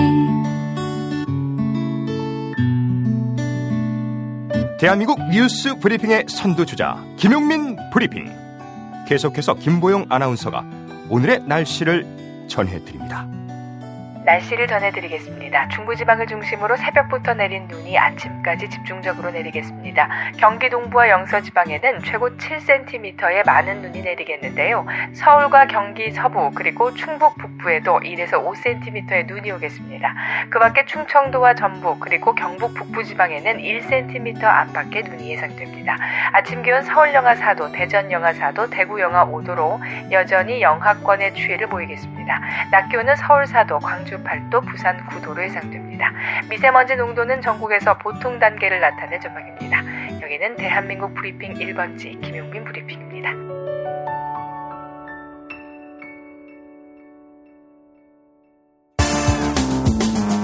오늘을 읽는 책, 문학평론가인 국민대학교 국문학과 정선태 교수와 함께합니다. 정선태 국민대 교수님과 함께하겠습니다. 교수님. 네, 안녕하세요. 예, 주말 잘 보내셨습니까? 네, 잘 보냈습니다. 예, 크리스마스를 앞두고 있는데 우리 교수님에겐 크리스마스에 관한 추억 뭐가 가장 기억에 남으십니까? 없습니다. 없어요? 아주 어릴 때 교회에 가서 사탕 얻어먹던 거? 이 정도밖에 기억나는 게 없네요. 그것도 중요한 기억 아니겠습니까? 크리스마스와 연결되는 기억은 뚜렷한 게 별로 없어요. 대단히 유감스럽게도. 예. 뭐 연말과 관련된 건 없지 않겠지만. 연말에 관해서. 뭐 밀린 숙제들 털어낼 때죠. 뭐. 아, 숙제요? 어떤 숙제를 말씀하시는 겁니까? 뭐 이런저런 이제 약속했던 원고도 마무리해야 되고. 그런 때죠, 뭐. 우리 교수님은 낭만이 많으실 것 같은데 낭만이 전혀 없으시네요. 이런 시기에도 이렇게 뭐 별다른 기억도 없으신 거 보니까. 네, 평소에 그 낭만적인 삶을 사니까. 예. 뭐 굳이 연말이라고 특별할 게 없을지도 모르겠어요. 좋습니다. 교수님 뭐 그러신데 문학 작품 속에서 최고의 로맨티스트는 누구라고 생각하십니까? 아, 글쎄요. 그 로맨티시즘을 어떤 관점에서 보느냐에 따라 다를 것 같은데. 예, 교수님의 관점에서는. 글쎄요. 한국 작가 중에서는 아무래도 이효석이 아닌가 싶은데. 아, 이효석. 지난번에 산문 잠깐 읽어 들으셨죠? 예. 네, 이효석이 아닐까 싶은데. 예. 갑작스럽게 질문 던지니까. 아이, 뭐 평소에 생각하신 걸 말씀하셔야지. 뭐 미리 저 사전에 뭐 이렇게 여쭐 테니까 준비해달라. 이게 어디 있습니까? 예. 그러게요. 저는 그 수원이 낳은 대표적 또 로맨티스트 나혜석을 꼽을 수 있지 않을까 생각이 드는데요. 네, 나혜석 선생도 얘기할 수 있죠. 시대를 너무 앞서가서 결국에는 시대의 왕따가 된 비극의 주인공. 아, 참 시대를 잘 만나야 됩니다. 역시. 그런 생각을 해봤습니다. 또 그런 시대가 그런 인물을 낳았는지는 모르겠습니다. 알겠습니다, 교수님. 자, 오늘 어떤 분 만나볼까요? 예, 오늘은 우리 청취자 여러분들 꼭 기억해 주시고 꼭 읽어주셨으면 하는 소설을 한 권 소개해드리겠습니다. 예. 우리 문 대통령이 중국을 방문하고 돌아왔잖아요. 예.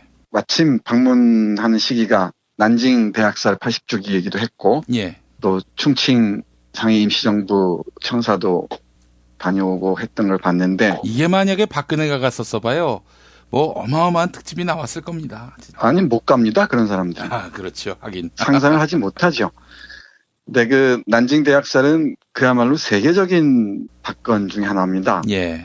1937년에 있었던 일본 제국주의에 의한 무지막지한 학살 사건이었는데 그걸 어떤 정치적인 고려를 하지 않은 것 같은데 정말 인도적인 관점에서 난징 대학살을 언급했다는 게 저한테 대단히 충격적이었고요. 그리고 충칭에 간 건 뭐 더 말할 것도 없습니다만은 해서 오늘은 사실은 아이리스 장이라는 사람이 쓴 난징 강간이라는 책이 있습니다. 한국에는 역사는 힘 있는 자가 쓰는가라고 번역도 있는데 예. 그 책이 학교 연구실에서 제 집에 없어요. 그 책이. 그래서 그건 내일이나 모레쯤 소개해드리기로 하고. 예. 그보다 더 아픈 중국의 그 변방의 역사 속에서 소수자들, 약자들의 삶을 아프게 그린 이 샤오홍이라는 작가가 있습니다. 예. 한자로는 소홍이라고 씁니다만은 이 샤오홍의 아주 천재적인 대작 생사의 장을 소개해드리고자 합니다. 예. 생사의 장은 제목은 말 그대로 삶과 죽음의 마당이라는 뜻입니다. 삶과 죽음이 펼쳐지는 장이라는 뜻인데요. 배경은 흑룡강성, 그러니까 해룽장성, 하얼빈 있지 않습니까? 하얼빈 옆에 조그만 농촌과 하얼빈을 오가면서 펼쳐지는 소설입니다. 이 한마디로 뭐라고 평가해야 할지 모르겠는데 정말 시리게 아프면서도 절인, 그러면서도 빛나게 아름다운 그런 소설입니다. 인간과 동물들이 겪는, 이 약자들이 겪는 그 고통스러운 삶을 나직나직한 목소리로 짤막짤막한 그 시적 언어로 툭툭 던지듯이 표현하고 있습니다. 놀라운 작품입니다. 제가 쉽게 놀라운 작품이란 말을 잘 표현을 잘 안 하는데 중국 문학 작품 중에서 단연 독보적이라고 하지 않을 수가 없습니다. 우리가 잘 아는 루신이 격찬한 작가이기도 하고요. 예, 예. 이 소설이 쓰여진 게 1934년인데 시간적 배경은 1920년대부터 34년까지 약 10년간에 걸칩니다. 그러니까 중국의 그 흑룡강성은 중국 중에서도 변방이지 않습니까? 예. 중국 변방에 사는 소수자, 약자들의 삶과 또 그 삶이 더욱 피폐해지는 게 일본군의 침략에 의해서입니다. 일본군이 1931년에 일본이 본격적으로 중국을 침략하지 않습니까? 만주사변 이후에 또 만주국이라는 괴뢰 국가를 만들고 그러면서 중국의 그 민중들의 삶은 더욱더 고난에 찬 지경으로 떨어지고 말죠. 그런 상황에 살았던 이중 삼중의 고통을 받고 있던 여성들 그리고 장애아들 그리고 이 소장농들 이들의 삶들을 정말 건조한 언어인데도 그렇게 아프게 그릴 수가 없습니다.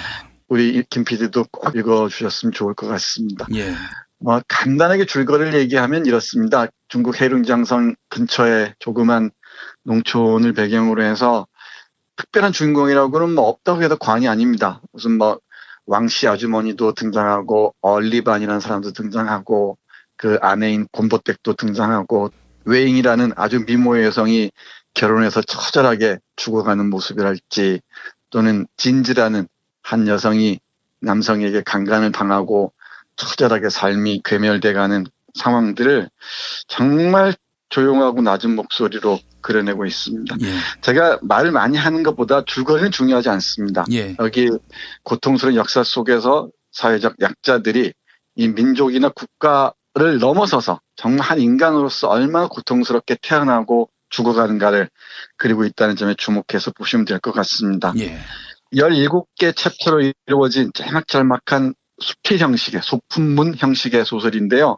이게 조각포처럼 쭉 펼쳐집니다. 여기 늙은 말의 비유가 나오는데 이 구절 잠깐 읽어보겠습니다. 늙은 말은 스스로 돌땅 다지개를 끌었다. 곱비는 주둥이 아래쪽에 늘어져 있었다. 미라를 훔쳐먹지도 않고 궤도를 벗어나지도 않았다. 한 바퀴 돌고 또 한 바퀴 돌았다.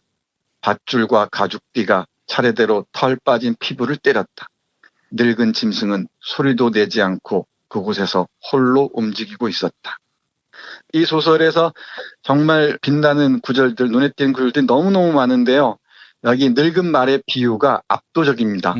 돌땅 다지기를 끌면서 아무런 저항도 하지 않고 시키는 대로 다 하는데 끝없이 학대당하고 이렇게 사는 이 늙은 말의 이미지가 바로 하얼빈 근처에 사는 농민들의 또 여성들의 삶의 모습이었다고 이 샤오홍은 얘기하고 있습니다.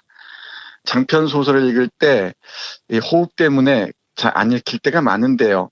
이 작품은 어떤 페이지를 읽어도 어떤 쪽을 펼쳐도 문장 하나하나에 눈길이 머물러서 아릿해지곤 합니다.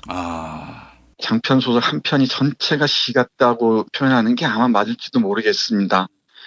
금방 늙은 말의 비유를 말씀드렸는데 17개 챕터 중에서 가장 인상적인 장면 중에 하나가 도살장에 끌려가는 늙은 말이라는 부분입니다. 예. 그 부분 잠깐 여러분들께 읽어드리겠습니다. 춥더라도 참아주시기 바랍니다. 춥더라도 참아달라는 말씀 뭡니까? 너무 시립니다. 이 문장 하나하나가 예. 좀 시리게 다가오더라도 조금만 견뎌주시기 바랍니다. 이 늙은 말을 이제 도살장에 팔고 돌아옵니다. 팔고 돌아와서 지폐 3장을 받아요. 이 왕씨 아주머니라는 사람이. 예. 그러고 나서 이어지는 부분 보겠습니다. 왕씨 아주머니는 고개를 돌려보았다. 말이 자기를 따라오고 있었다. 말은 아무것도 모르는 채 그저 집으로 돌아가려는 것이었다. 도살장에서 사내들이 뛰어나왔다. 그 험상궂은 얼굴들이 말을 들쳐매고 도살장으로 도로 들어가려 했다. 말은 기어이 길가에 누워버렸다. 마치 나무가 땅속에 뿌리를 내리듯이. 왕씨 아주머니는 하는 수 없이 다시 도살장 마당으로 되돌아갔다. 말도 뒤따라 들어갔다. 그녀가 말의 머리를 긁어주자 말은 천천히 땅바닥에 앉았다. 슬며시 잠이 들려고 했다. 그 틈에 왕씨 아주머니는 벌떡 일어나 대문 쪽으로 내달렸다. 길 입구에 다다랐을 때 문을 쾅 닫는 소리가 들렸다. 술을 살 정신이 어디 있었겠는가. 그녀는 울면서 집으로 돌아갔다. 양쪽 소매가 푹 젖었다. 장례를 치르고 온 사람 같았다. 집에는 지주가 보낸 심부름꾼이 벌써 찾아와 문 앞에서 기다리고 있었다. 지주들은 가난한 농민에게 동전 한 입도 그냥 남겨놓는 법이 없다. 심부름꾼은 돈을 받아가 버렸다. 왕씨 아주머니의 한나절 고통에는 아무런 대가가 없었다. 그녀 일생의 고통 역시 아무런 대가가 없었다. 네, 이렇게 마무리되는 한 챕터였습니다. 아니, 그 말과 이 여주인의 삶이 크게 다를 게 없네요. 네, 맞습니다. 그러니까 이 왕씨 아주머니와 함께했던 이 늙은 말을 힘을 못 쓰니까 도살장에 팔러 갔습니다. 그러니까 집회 3장을 받아오니까 지주가 심부름꾼을 보내서 벌써 문 앞에서 기다리고 있는 거예요. 지주들은 가난한 농민들에게 동전 한 입 그냥 남겨놓는 법이 없다고 얘기합니다. 그러면서 이렇게 마무리하죠. 왕씨 아주머니의 한나절 고통에는 아무런 대가가 없었다. 아이고. 그녀 일생의 고통 역시 아무런 대가가 없었다. 네. 이런 삶들입니다. 이렇게 아픈 구절들이 너무너무 많아요. 이런 곳에서는 이 소설의 표현을 빌면 이러네요. 시골에서는 사람, 동물 가릴 것 없이 모두 태어나느라 바쁘고 죽느라 바빴다. 이렇게 고통스러운 삶을 사는 사람들의 모습을 정말 아름다운 문장으로 하나하나 아무렇지도 않은 듯 표현해내고 있습니다. 그래서 더 아프고 더 슬프고 더 저리고 이렇습니다. 이건 뭐라고 표현할지는 모르겠는데 쓰라리다고 해야 될지 처연하다고 해야 될지 이런 중국 저 변방에 사는 농민들의 삶을 그리고 있습니다. 이런 데다가 일본군까지 만주지방, 이거 동북지방이라고 그러죠. 여기 침략하지 않았겠습니까? 예. 여기 침략해서 또 일본군이 들어옵니다. 그 옆에는 또 중국 경찰이 호위를 해주고 있어요. 이 중국 경찰은 당연히 중국 민중의 편이 아니죠. 우리 식민 조선시대 때 조선인 순경이 조선인 민중 편이 아니었듯이 여기 한 여성들을 또 붙들고 가는 그런 아픈 장면이 있습니다. 우리 일본군 성노예 이런 얘기를 많이 들어보셨을 텐데 제가 많이 말씀드렸고요. 그 구절을 정말 소설책 한 권으로도 모자랄 구절을 딱 한 단락으로 표현해 놓고 있습니다. 이 구절도 꼭 읽어드려야 할 것 같습니다. 예. 집에 사람 있어?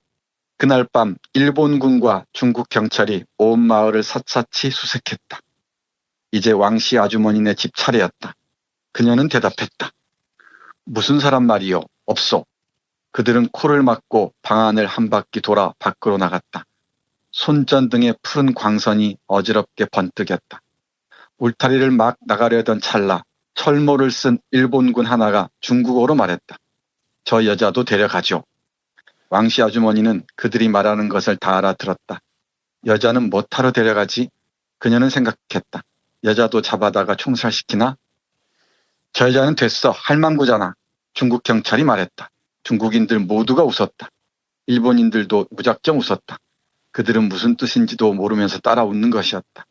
실제로 어느 집 여자인지는 모르지만 한 여자가 돼지처럼 등을 구부린 채 그들에게 끌려가고 있었다.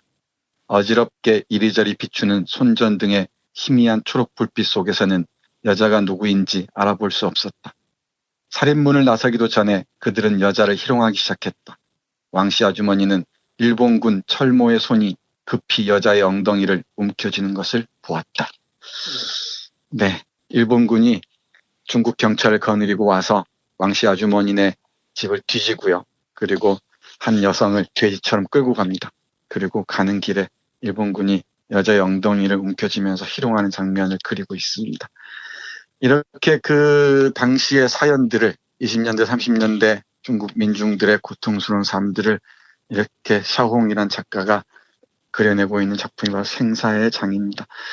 뭐라고 말씀드릴 수가 없을 정도로 아프고 아름답고 아린 소설입니다. 예. 이런 사람들에게 국가가 무엇이 했겠습니까? 국민은 또 무엇이 했겠습니까? 예.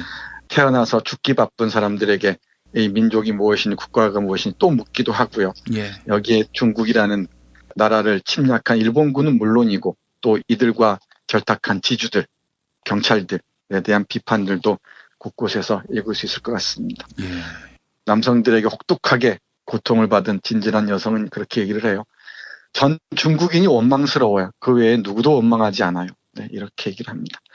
그러니까 뭐 민족이나 국가를 넘어서 남성과 여성의 문제 그리고 사회적 약자를 괴롭히는 이 권력의 문제 등등에 대해서 많은 이야기들을 길어 올릴 수 있는 소중한 소설이 아닌가 그런 생각을 합니다. 어제 나온 연합뉴스 기사를 보니까 말이죠. 구제역 때문에 이 소를 무려 953마리를 살처분했던 충북 보은축산농가 이야기가 있는데 뭐 보상은 받았겠지만은 가엾은 생명을 떠나보냈다면서 이 농민들이 죄책감에 시달려서 10개월째 송아지를 못 드리고 있다. 그리고 소울음이 환청으로 들린다. 이런 보도가 있었습니다. 네, 저도 봤습니다. 그러고 남을 줄 압니다. 동물들을 대하는 근대 위생 권력이라고 얘기하거든요. 위생 권력의 태도라는 게 사실은 인간을 겨냥한 것이기도 하죠. 늘 그렇듯이. 마침 잘 말씀하셨는데 동물을 대하듯이 인간을 대하는 이 세상에서 동물에 대한 건 물론이고 인간에 대한 그 애정이나 배려가 어디 있었겠습니까? 제가 이 소설을 우리 마을에서도 읽었고요. 우리 학교의 학생들하고도 읽었는데 우리 3학년 학생이 마지막에 에세이를 발표하면서 그런 얘기를 해요. 이 소설 한 편을 기다리기 위해서 한 학기 동안 그렇게 어려운 작품을 읽어왔나 보다. 이렇게 얘기를 해요. 예. 그리고 아시는 분이 계실지 모르겠는데 몇 년 전에 탕웨이가 주연한 황금시대라는 영화가 있었습니다. 예. 좀 긴 영화인데요. 이 3시간짜리 다큐 형식의 영화인데 이 황금시대라는 영화의 주인공이 바로 생사의 장의 작가 샤오홍인데요. 삶 자체가 상당히 비극적이었습니다. 젊었을 때부터 가부장적인 제도 하에서 많이 싸우기도 했고요. 또 약자의 편에서 자신의 인생을 함께 하겠노라고 다짐도 하고 그랬던 것 같습니다. 이 황금시대라는 영화를 보시면서 샤오홍이라는 사람이 누구인지도 한번 보면은 중국의 이면들을 다시 볼 수 있지 않을까 그런 생각을 합니다. 예. 우리가 이유도 맥락도 없이 중국을 무시하는 문화가 있는데 이렇게 건조한 문장들로도 정말 어마어마한 그런 충격과 슬픔의 그 서사를 풀어내는 걸 보니까 중국이 큰 나라다 이런 생각도 들고 대한민국도 큰 나라지만 피차 서로 무시할 처지는 아니다 이런 생각을 해봤습니다. 예. 제가 우리 김 PD 말씀하시니까 생각나는 게 하나 있습니다. 김 PD가 미워하는 사람 중에 한국 사람이 많습니까? 일본 사람이 많습니까? 중국 사람이 많습니까? 저요? 한국 사람이 월등히 많죠. 그렇죠. 우리가 일본인이나 중국인이나 다른 민족이나 국가에 대한 증오는 상당히 추상적이고 좀 이념적인 경우가 많아요. 근데 구체적으로 미운 대상들은 우리하고 함께 사는 사람들이죠. 항상 증오라는 게 함께 부대끼고 사는 사람들 사이에서 빚어지는 것이어서 그런지 모르겠지만은 이 이웃 나라에 대해서 적대감을 조성하는 항상 그 세력들이 있습니다. 예. 이걸 어떻게 평화롭게 풀어갈 것인가 문제인데 그 홍아무개라는 장화홍이라는 사람이 가서 하는 짓거리를 보십시오. 일본의 지식인들에게 이 아베는 그야말로 극우 세력 중인 극우 세력이거든요. 예. 그 앞에 가서 그 하는 소리 보십시오. 현 정부가 말이 안 돼서 내가 직접 일본에 왔다 하면서 아베 앞에 하는 소리 보십시오. 우리 북한, 러시아, 중국이 핵 전선을 형성하니까 우리 한미일도 핵 전선을 형성해야 된다. 요따위 소리는 하고 자빠졌고 중국과의 그 문제를 풀려고 가 있는 그 대통령이 가 있는 시점에서 아련을 갖느니 조경 외교니 무슨 외교 참사니 하는 그 헛소리도 하는 것들을 보십시오. 저는 그 동의하기 어렵습니다. 도대체 무슨 심보에서 나오는 것인지 모르겠어요. 저에게 증오의 대상은 그런 자들이지 잘 알지도 못하는 중국의 구체적인 시민들 이런 사람들이 아닙니다. 또 일본의 시민들이 아니에요. 저한테는. 물론 일본의 극우 세력들이나 이 혐오 발언들을 일삼는 사람들 또 중국의 내셔널리스트 국가주의자들은 물론 제가 연하에 비판적이긴 합니다만은 일반적인 시민들에 대해서는 그럴 필요가 없죠. 해서 이런 소설들 한 편 한 편이 우리가 모르는 그 삶의 결들을 중국이든 일본이든 어떤 아시아든 어떤 곳이든 사람들의 결들을 찾아가는데 소중한 좌표, 이정표 역할을 하지 않을까 그런 생각을 합니다. 그 지점에서 중국의 그 이면을 아는데 샤오홍의 이 생사의 장은 정말 둘도 없는 길라잡이가 될 것이라고 생각합니다. 그리고 여러분들 인생에 후회 없는 한 권의 선택이 될 거라고 생각합니다. 예, 알겠습니다. 정선태 교수님 오늘 말씀 잘 들었습니다. 네, 고맙습니다. 팟캐스트 청취자의 사랑으로 무럭무럭 자라온 미궁 대장사랑에서 너를 위한 헌정 유산균, 나를 위한 촉중 유산균, 미궁 유산균 사랑 4종을 출시합니다. 그동안 묻지도 않고 따지지도 않고 그냥 막 섭취하던 유산균 시대와의 종말을 선언하세요. 골라먹는 유산균 사랑 4종 출시 기념으로 2종류를 구매하셔도 반값만 받는 골라골라 50% 할인 이벤트 12월까지 신청하세요. 미궁 유산균 사랑. 야, 너 홍어 판다 그랬지? 팔지. 근데 홍어가 진짜 그렇게 몸에 좋아? 아니 끝내준다니까. 우리 엄마 관절염인데? 홍어. 나 숙취는? 홍어. 마누라 다이어트는? 홍어. 큰 이모 변비? 홍어. 작은 형 소화불량은? 홍어. 여동생 피부? 홍어. 큰 누나 주름? 홍어. 명절 때 선물은? 홍어라니까. 근데 비싸지? 열나 싸고 열나 맛있는 홍어가 있다니까. 어디? 알싸한 홍어. 1599-6456.com 혹은 1599-6456 전화 주문도 가능합니다. 골반 잡자 바로 잡자 바디로직, 허리 통증 바로 잡자 바디로직, 몸매 교정 바로 잡자 바디로직, 자세가 좋아지는 골반 교정 타이즈 바디로직 검색창에 골반 교정 바디로직. 삐딱한 남성 골반 허리에도 역시 바디로직입니다. 바디로직의 효과를 못 느끼셨다면 100% 환불해드립니다. 자세한 환불 조건은 홈페이지를 참조하세요. 이주노동 희망센터 이사 권영국 변호사입니다. 이주노동 희망센터는 동남아시아 저개발 국가의 이주노동자들과 함께하고 있습니다. 시골 오지 마을에 학교를 만들고 마을 주민들이 공동체를 이루어 운영하도록 돕습니다. 포털 검색창이나 페이스북에서 이주노동 희망센터를 검색하시어 후원회원이 되어주세요. 노동 존중 생산과 소비를 통한 사회연대를 추구하는 문자당이 함께합니다. 답은 이미 정해져 있으니 너는 대답만 해라고 하는 답정모. 아닌데. 답은 정치인데 너만 몰라. 이건데.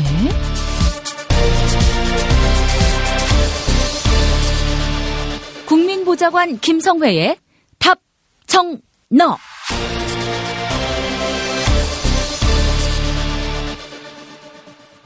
김성회 보좌관 만나겠습니다. 김 보좌관님. 네, 안녕하세요. 네. 자, 문재인 대통령이 중국을 다녀왔는데, 이번 순방만큼 이게 말도 많고 논란도 많았던 때가 없었던 것 같습니다. 네네, 그렇습니다. 저 오늘 영하 15도 엄동설안을 뚫고 시내 백화점에 나가서 쇼핑을 좀 했는데요. 예. 가니까 중국 사람들이 꽤 많이 보이더라고요. 사드 이후에 좀 많이 줄었던 걸로 알고 있는데, 예. 그 백화점에는 중국 분들이 생각보다 많이 있어. 이제 시내 백화점이었는데 면세점도 그렇고, 예. 이게 좀 좋아지는구나라는 것을 실제로 실감했습니다. 예. 통계로 이제 좀 더 잡히겠지만 2016년 1년 동안 중국과 한국을 오간 사람들의 숫자가 1,300만 명에 달합니다. 사실 그 관광으로도 그렇고 교육 규모에 있어서도 그렇고 굉장히 중요했었는데요. 저희가 이제 돌아보면 박근혜 대통령이 초반에는 중국을 무시했다가 후반에 또 중국에게 올인을 했다가 본인 탄핵 벌어지고 이러면서 급하게 미국에 사드를 들여오는 과정 다들 기억하실 겁니다. 그렇게 되면서 중국이 사드에 대해서 경제보복으로 맞섰고, 그렇게 되면서 명동을 꽉 채우고 있던 중국 관광객들이 단 하루아침에 깨끗이 사라져버렸던 과거를 기억하실 텐데요. 그런 일들이 좀 회복되어 가는 것을 느꼈고요. 그래서 전 이번 방중은 무엇보다도 화장실 청소의 의미를 좀 먼저 찾아봐야 한다고 생각을 하게 됐습니다. 화장실 청소라. 이게 딱히 깨끗하게 되기가 어려운 게 이전 박근혜 정부 외교에서 외교 과정에 좀 전에 말씀드린 대로 중국으로 쏠렸다, 미국으로 쏠렸다, 이것을 양국의 어떤 양해를 구하지도 않고, 사실 우리나라는 뭐 아무리 선진국이 뭐고 말해도 한국과 중국 사이에서는 약소국 아니겠습니까? 양쪽의 눈치를 보면서 줄타기를 할 수밖에 없는 어떤 그 운명을 타고난 나라인데요, 지정학적으로. 그런 점을 고려하지 않고 박근혜 정부가 험한 말로 여기저기다 똥을 싸놓은 거죠. 예. 그것들을 수습해 가는 과정이기 때문에 저는 논란이 있을 수밖에 없고, 어느 한쪽의 편을 들어서 무엇이 맞다라고 이야기하기 쉽지 않은 상태라는 것을 전제로 놓고 봐도요. 예. 예, 이번에 방중은 상당한 성과가 있었다고 생각하고 특히나 이제 경제적인 부분에서 한국과 중국과의 관계를 풀어낸 것, 이건 정말 문재인 대통령께서 잘하신 지점이 아닌가 그렇게 좀 생각을 해봅니다. 실제 저도 그런 표현을 썼습니다. 문재인 대통령이 중국을 방문했을 때 뭐 시작부터 홀대했다 뭐 이런 얘기가 나오는데 사실 한중 관계가 그렇게 뭐 천지개벽하지도 않은 상황이라면은 중국의 홀대에는 고의한 측면이 있지만은 일단 문재인 대통령이 문 열고 똥통으로 지금 사실 들어간 거나 마찬가지예요. 한중 관계를 제가 똥통에 비유했는데 이 똥통이 돼버린 방을 다 치운 거 아닙니까? 한마디로 얘기해서. 네, 뭐 치우는 과정에서 당연히 옷도 더러워지고 문제가 생길 수밖에 없는 것이고요. 외교라는 것이 하루아침에 한 카드 내밀면 모든 것이 끝나고 다음 카드에 모든 것이 결정되고 이러는 것이 아니기 때문에 어쨌든 한국과 중국이 관계를 개선하는 방향으로 전진했다는 것, 그리고 그중에서도 특히나 경제 문제에 대해서 서로 많은 부분들을 좀 합의했다는 것이 저는 의미가 크다고 보고요. 예. 사드 보복으로 상당한 피해를 입고 있었지 않습니까? 수출도 그렇고 수입도 그렇고 특히 관광 분야에서. 그런데 시진핑 주석에게 결단을 하도록 하고 실질적인 내용들은 리컬창 총리하고 풀어가는 과정이 저는 되게 절묘했다고 생각하고, 시 주석이 그런 얘기를 했죠. 실질적 교류 협력을 적극 추진하기로 한다라고 이제 합의를 했고, 그것에 이어서 문재인 대통령이 리커창 총리에게 사드 보복 해제를 공식적으로 요청을 했고, 리 총리가 거기에 대해 화답을 한 이런 지점들을 쭉 보면 상당한 진전을 이룬 거죠. 이게 생각해 보시면 한 3달 전만 해도 사드를 뭐 이러니 저러니 말도 못하고 있었거든요. 그렇죠. 문재인 대통령이 그래서 심지어는 이제 제가 한중 관계 발전에 욕심이 많다. 사실 이제 뭐 발전이라기보다는 이제 회복인 건데, 거기에 대해서 이제 리 총리가 한꺼번에 다 말씀하시라, 기꺼이 다 듣겠다라고 얘기했다라는 뭐 이런 보도도 나오고 있는데, 예, 저는 뭐 상당한 성과가 있었다고 생각합니다. 그래요. 박근혜가 만들어 놓은 똥통을, 아이고 참, 문재인 대통령이 들어가서 다 치운 모양인데, 항상 이렇게 민주정부는 전임 수구 부패 정권의 그 뒤치다거리만 하다가 저 시간 다 보내는 거 아닌지 하는 그런 안타까움이 있습니다, 사실. 네, IMF도 사실은 이제 김대중 대통령께서 초반에 치우시느라 정말 고생을 했던 그런 일이었고. 사실 뭐 IMF라고 하는 것이 전임 정부뿐 아니라 박정희 때부터 누적되어 온 그런 적폐의 소산 아닙니까? 네, 그렇습니다. 그것을 회복하는 과정, 돌이켜 생각해 보면 국민의 뜻을 뽑힌 대통령이 먼저 솔선수범해서 같이 국민들의 뜻을 모으고, 뭐 금모으기라는 게 정말 금을 모아서 IMF를 돌파한다라기보다는 어떤 그런 국민적 의지를 모으는 것이었는데, 그런 과정들을 통해서 결국은 IMF를 극복한 거 아니겠습니까? 그 이후로도 많은 부작용을 낳았던 것도 사실이지만, 모든 것을 같이 봐야 하는 것이 그 전에 생긴 상처를 치유하는 과정에서 생기는 부작용, 사실 각오해야 하는 것이거든요. 이번에도 전 같은 측면에서 좀 봤으면 좋겠고요. 예. 그래서 전 뭐 그런 측면에서 큰 성과가 있었는데, 뭐 잘 아시겠지만 이번에는 기자 폭행 논란이 벌어진 후에 홀대론이니 혼밥이니 하는 얘기가 나왔다는 점도 좀 같이 눈여겨서 봤으면 좋겠습니다. 전에 나왔던 얘기들이 아니고 그 보도로 인해서 기자들의 한중 관계에 대한 불만들이 많아지면서 좀 그런 기사들이 쏟아져 나왔던 측면도 있거든요. 예. 최근에 다시 이제 균형 잡힌 보도들이 나오고 있습니다만, 이 문제 이야기가 나온 김에 우리 김성애 보좌관님은 어떤 입장이신지 한번 좀 말씀해 주시겠어요? 저는 이유를 막론하고 국내 기자들이 외국에 나가서 경원에게 폭행당했다, 이것만으로도 뭐 매우 격분해하고 당연히 책임을 따져 물어야 한다고 생각하는데요. 고용했던 당사자가 코트라였고요. 이런저런 관계들 따지면 청와대가 수습하고 해결할 문제라고 생각하지는 않고요. 고용했던 사람과 사건 현장에 있었던 중국 공안하고 그다음에 경호업체에게 좀 준엄한 책임을 묻고 폭행한 부분에 대해서는 형사처벌을 받도록 해야겠죠. 근데 이제 여기서 저는 이제 최악의 반응이 우리 안철수 대표였다고 생각하는데요. 예, 안철수 대표는 이제 정부 대표단의 현장 대응은 대체 뭐냐라고 하면서 때린 사람이 중국 경원이 아니고 공안이 고용한 사설 경원이라고 해명한 것이 전부다라고 하면서 이번 사건은 향후 외교를 중단해야 할 사항이라고 강조를 하지 않았습니까? 야, 여기서 생각나는 그 속담이 있습니다.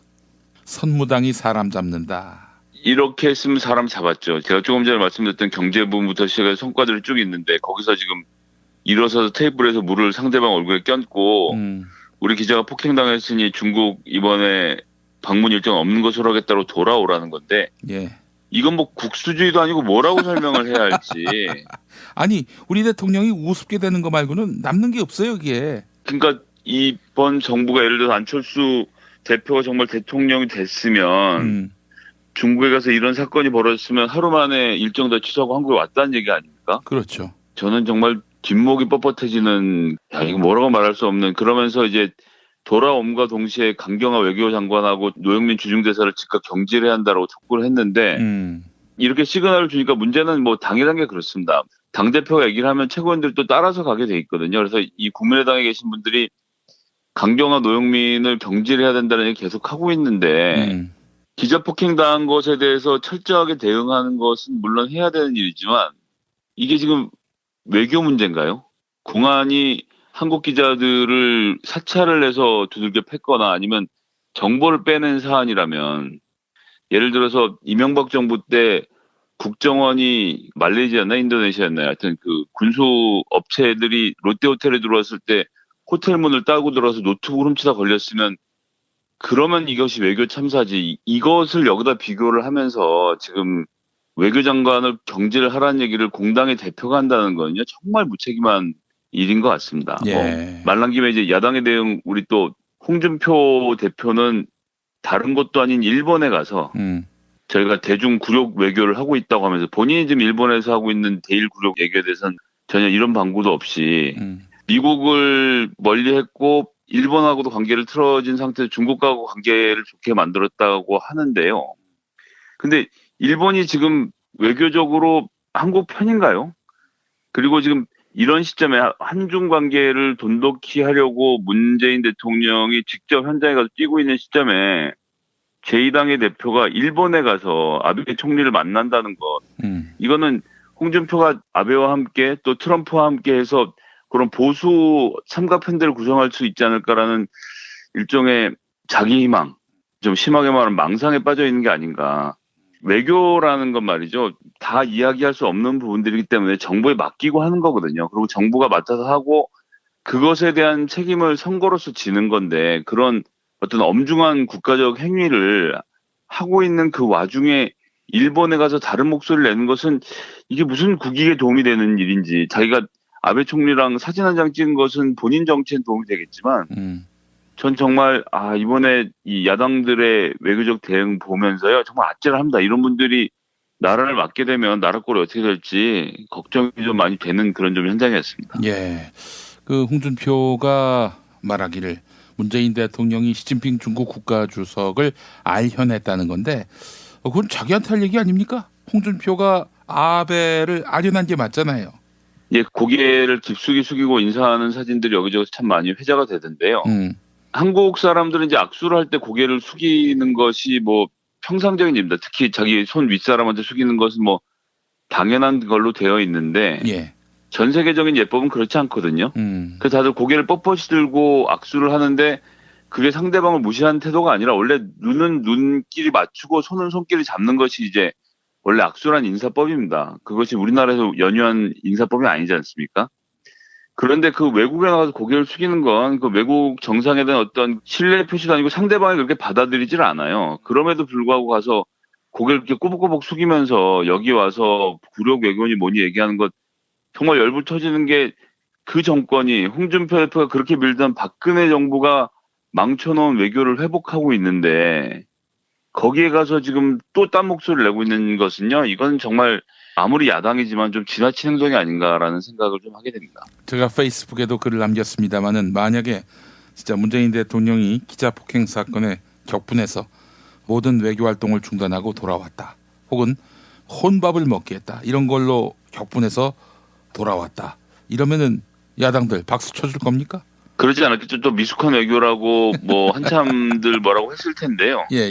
지금 그 말씀하시니까 제가 오늘 봤던 기사 중에 또 하나를 좀 같이 말씀드리고 싶은데 예. 최근에 이제 보수 쪽에 계신 분들이 많이 공유하고 있는 글인데 중국학의 개척자로 불리는 서진영 교수가 한중 정상회담을 평가를 하면서 전쟁을 막았다는 성과를 내세우겠지만 미국과 일본의 신뢰를 잃고 한국 국민의 자존심도 잃고 중국에게 굴욕적으로 굴복한 모습이다라는 얘기를 했어요, 이분이. 그래서 이제 이것을 중앙일보가 인터뷰를 했고 기사를 냈는데 정말 재밌는 건 뭐냐면 서진영 고려대 명예교수가 2013년에 박근혜 대통령이 중국을 방문했을 때 했던 인터뷰가 한국경제신문에 나와 있는 게 있거든요. 예. 그 내용 잠깐 소개해드리면 2013년 인터뷰 내용을 문재인 대통령으로 바꿔 읽어도 저는 부족함이 없다고 보는데 이제 보시면 특히 중국 측이 박 대통령에게 보인 환대를 주목했다면서 서 교수가 시진핑 주석은 박 대통령과 7, 8시간을 같이 보냈고 부인인 펑리한 여사와 함께 만난 등 패밀리 미팅 분위기까지 만들어냈다면서 성과를 보였다고 하고 그다음서 재밌는 것은 박 대통령이 취임 이후 일본보다 중국을 먼저 방문한 점에 대해서 사실상 우리 외교가 미일에 지나치게 집중되어 있던 부분이 있었던 만큼 중국을 중요시 여기는 것은 당연하다. 우리 외교가 나가야 될 방향의 일부를 보여준 것이라고 격찬을 했어요. 예. 근데 이제 같은 행동을 이제 문재인 대통령이 했을 때는 미국을 배신하고 중국 편에 붙는 것은 큰 문제라는 이제 똑같은 사안에 대해서 좀 다른 평가를 하고 있는데요. 이런 지식인들은 정말 좀 자기가 옛날에 썼던 기사나 인터뷰들은 좀 읽어본 다음에 최소한의 일관성은 좀 가졌으면 좋겠다는 생각을 하고 예. 문재인 대통령이 마지막 날 일정으로 충칭을 방문을 했습니다. 그래서 이제 충칭에서 독립운동과 연관시켜서 많은 분들이 좀 감동을 느끼고 계시고 뭐 사진도 오늘 올라와서 좀 많은 분들이 공유를 하셨던데요. 그 사진 다들 보셨을 텐데 충칭 그 임시정부 청사 바로 옆에 골목길에서 쭉 계단에서 사진을 찍었던 것 알고 보면 1945년에 임시정부 수반들이 거기서 같은 장소에서 같은 포즈로 사진 찍었던 것에 오마주거든요. 그것을 보면서 이제 독립운동을 굉장히 높이 평가하고 충칭을 최초로 방문한 국가 정상이라는 점에서 점수를 주시는데 충칭의 당서기가 천민월입니다. 지금 현재 중국 공산당 서열 3위고요. 자타가 공인하는 시진핑 국가주석의 후계자로 내정되어 있는 인사거든요. 예. 그래서 충칭을 방문한 것을 단순히 무슨 한일 관계를 벌리려고 일본을 극일을 하려고 갔다 이렇게 평가하는 야당의 평가는 정말 틀렸다고 생각을 하고요. 예. 여기를 방문한 것은 중국의 미래를 바라보는 거죠.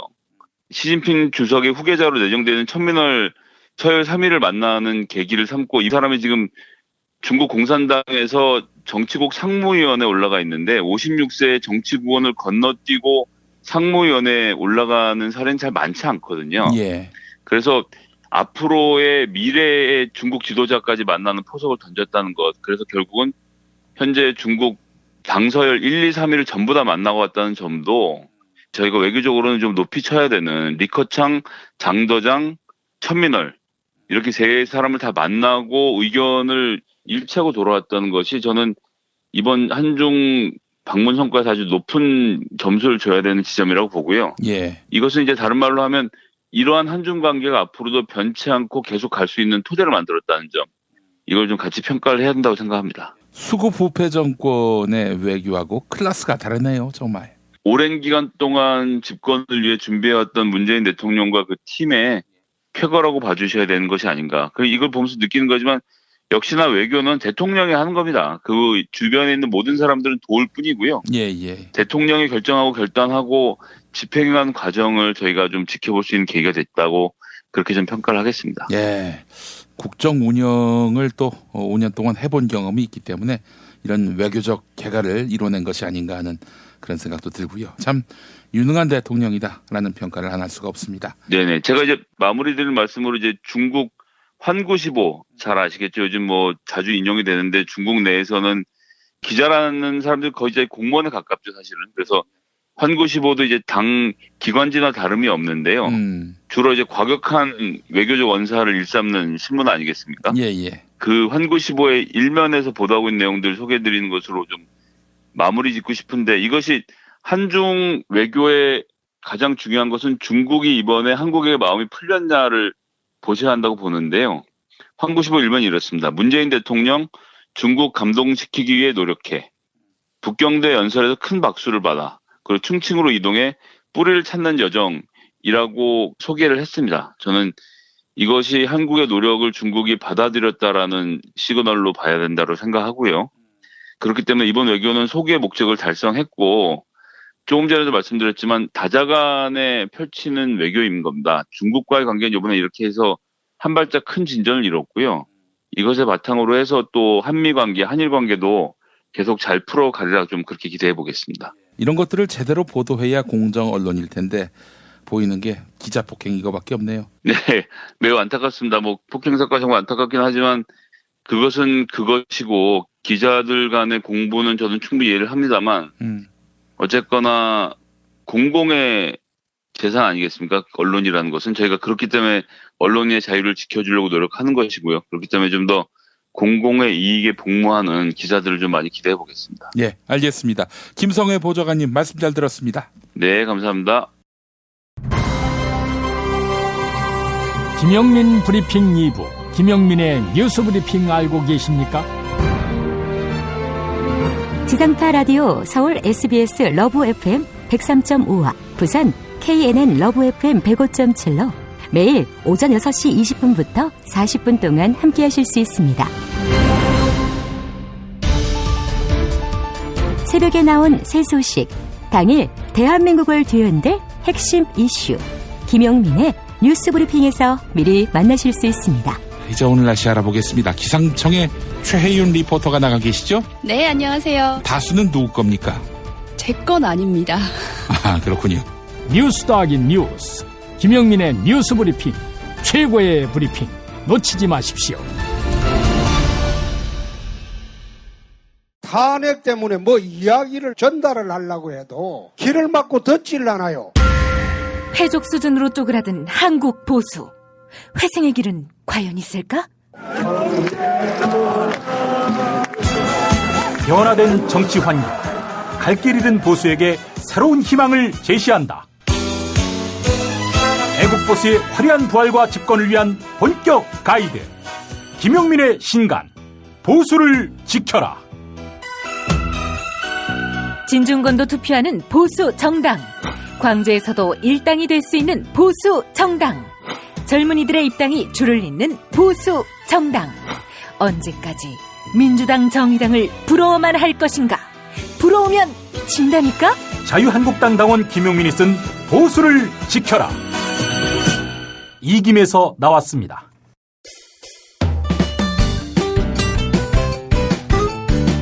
뉴스 포렌메리로 함께하겠습니다. 팔로워 90만이 넘는 김용민 트위터에서는 매일 설문조사가 진행되고 있는데요. 지난주 목요일 중국 베이징에서 청와대 기자단 소속 기자 2명이 중국 측 경호원들에게 집단 폭행당한 사건이 논란이 되고 있습니다. 폭행 직전 한국 기자와 중국 측 경호원이 멱살을 잡고 있는 동영상이 확인되면서 일각에서는 기자 측도 일부 책임이 있는 것 아니냐, 이런 이야기가 나오고 있는데요. 중국 공안당국은 폭행당한 한국 기자를 통해 사건 경위를 조사했으며 중국 측은 조사 결과에 따라 적절한 조치를 취하겠다, 이렇게 밝혔습니다. 시민들은 이번 기자 폭행 사건에서 누구의 책임이 가장 중하다고 보고 있을까요? 오늘 새벽 5시까지 모두 4,584분이 의견 남겨주셨습니다. 81%, 5명 가운데 4명은 한국 기자들의 책임이 크다, 이렇게 밝혀주셨네요. 중국 측의 잘못이 크다, 이런 의견은 15%로 나타났습니다. 한국 기자들을 비판하는 SNS 여론에 문제가 있다, 이런 의견은 3%, 청와대에 책임이 있다는 의견은 1%에 머물렀습니다. 설문조사에 참여해주신 여러분 감사합니다.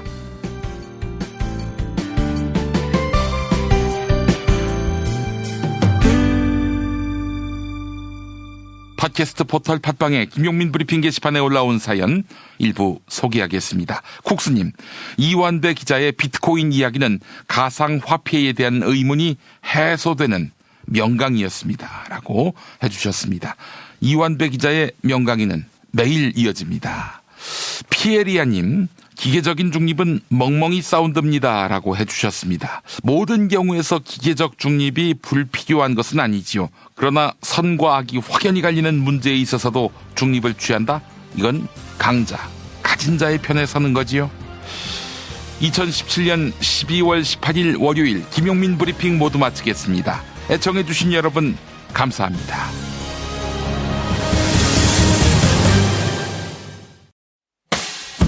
김용민 브리핑 브리핑과 함께한 시간 어떠셨어요? 다음 시간에도 보다 바르고 알차며 즐거운 정보로 여러분을 찾아가겠습니다. 팟캐스트 포털 팟빵에서 다운로드하기, 구독하기, 별점 주기, 댓글 달기로 응원해주세요. 잊지 마세요. 다운로드하기, 구독하기, 별점 주기, 댓글 달기.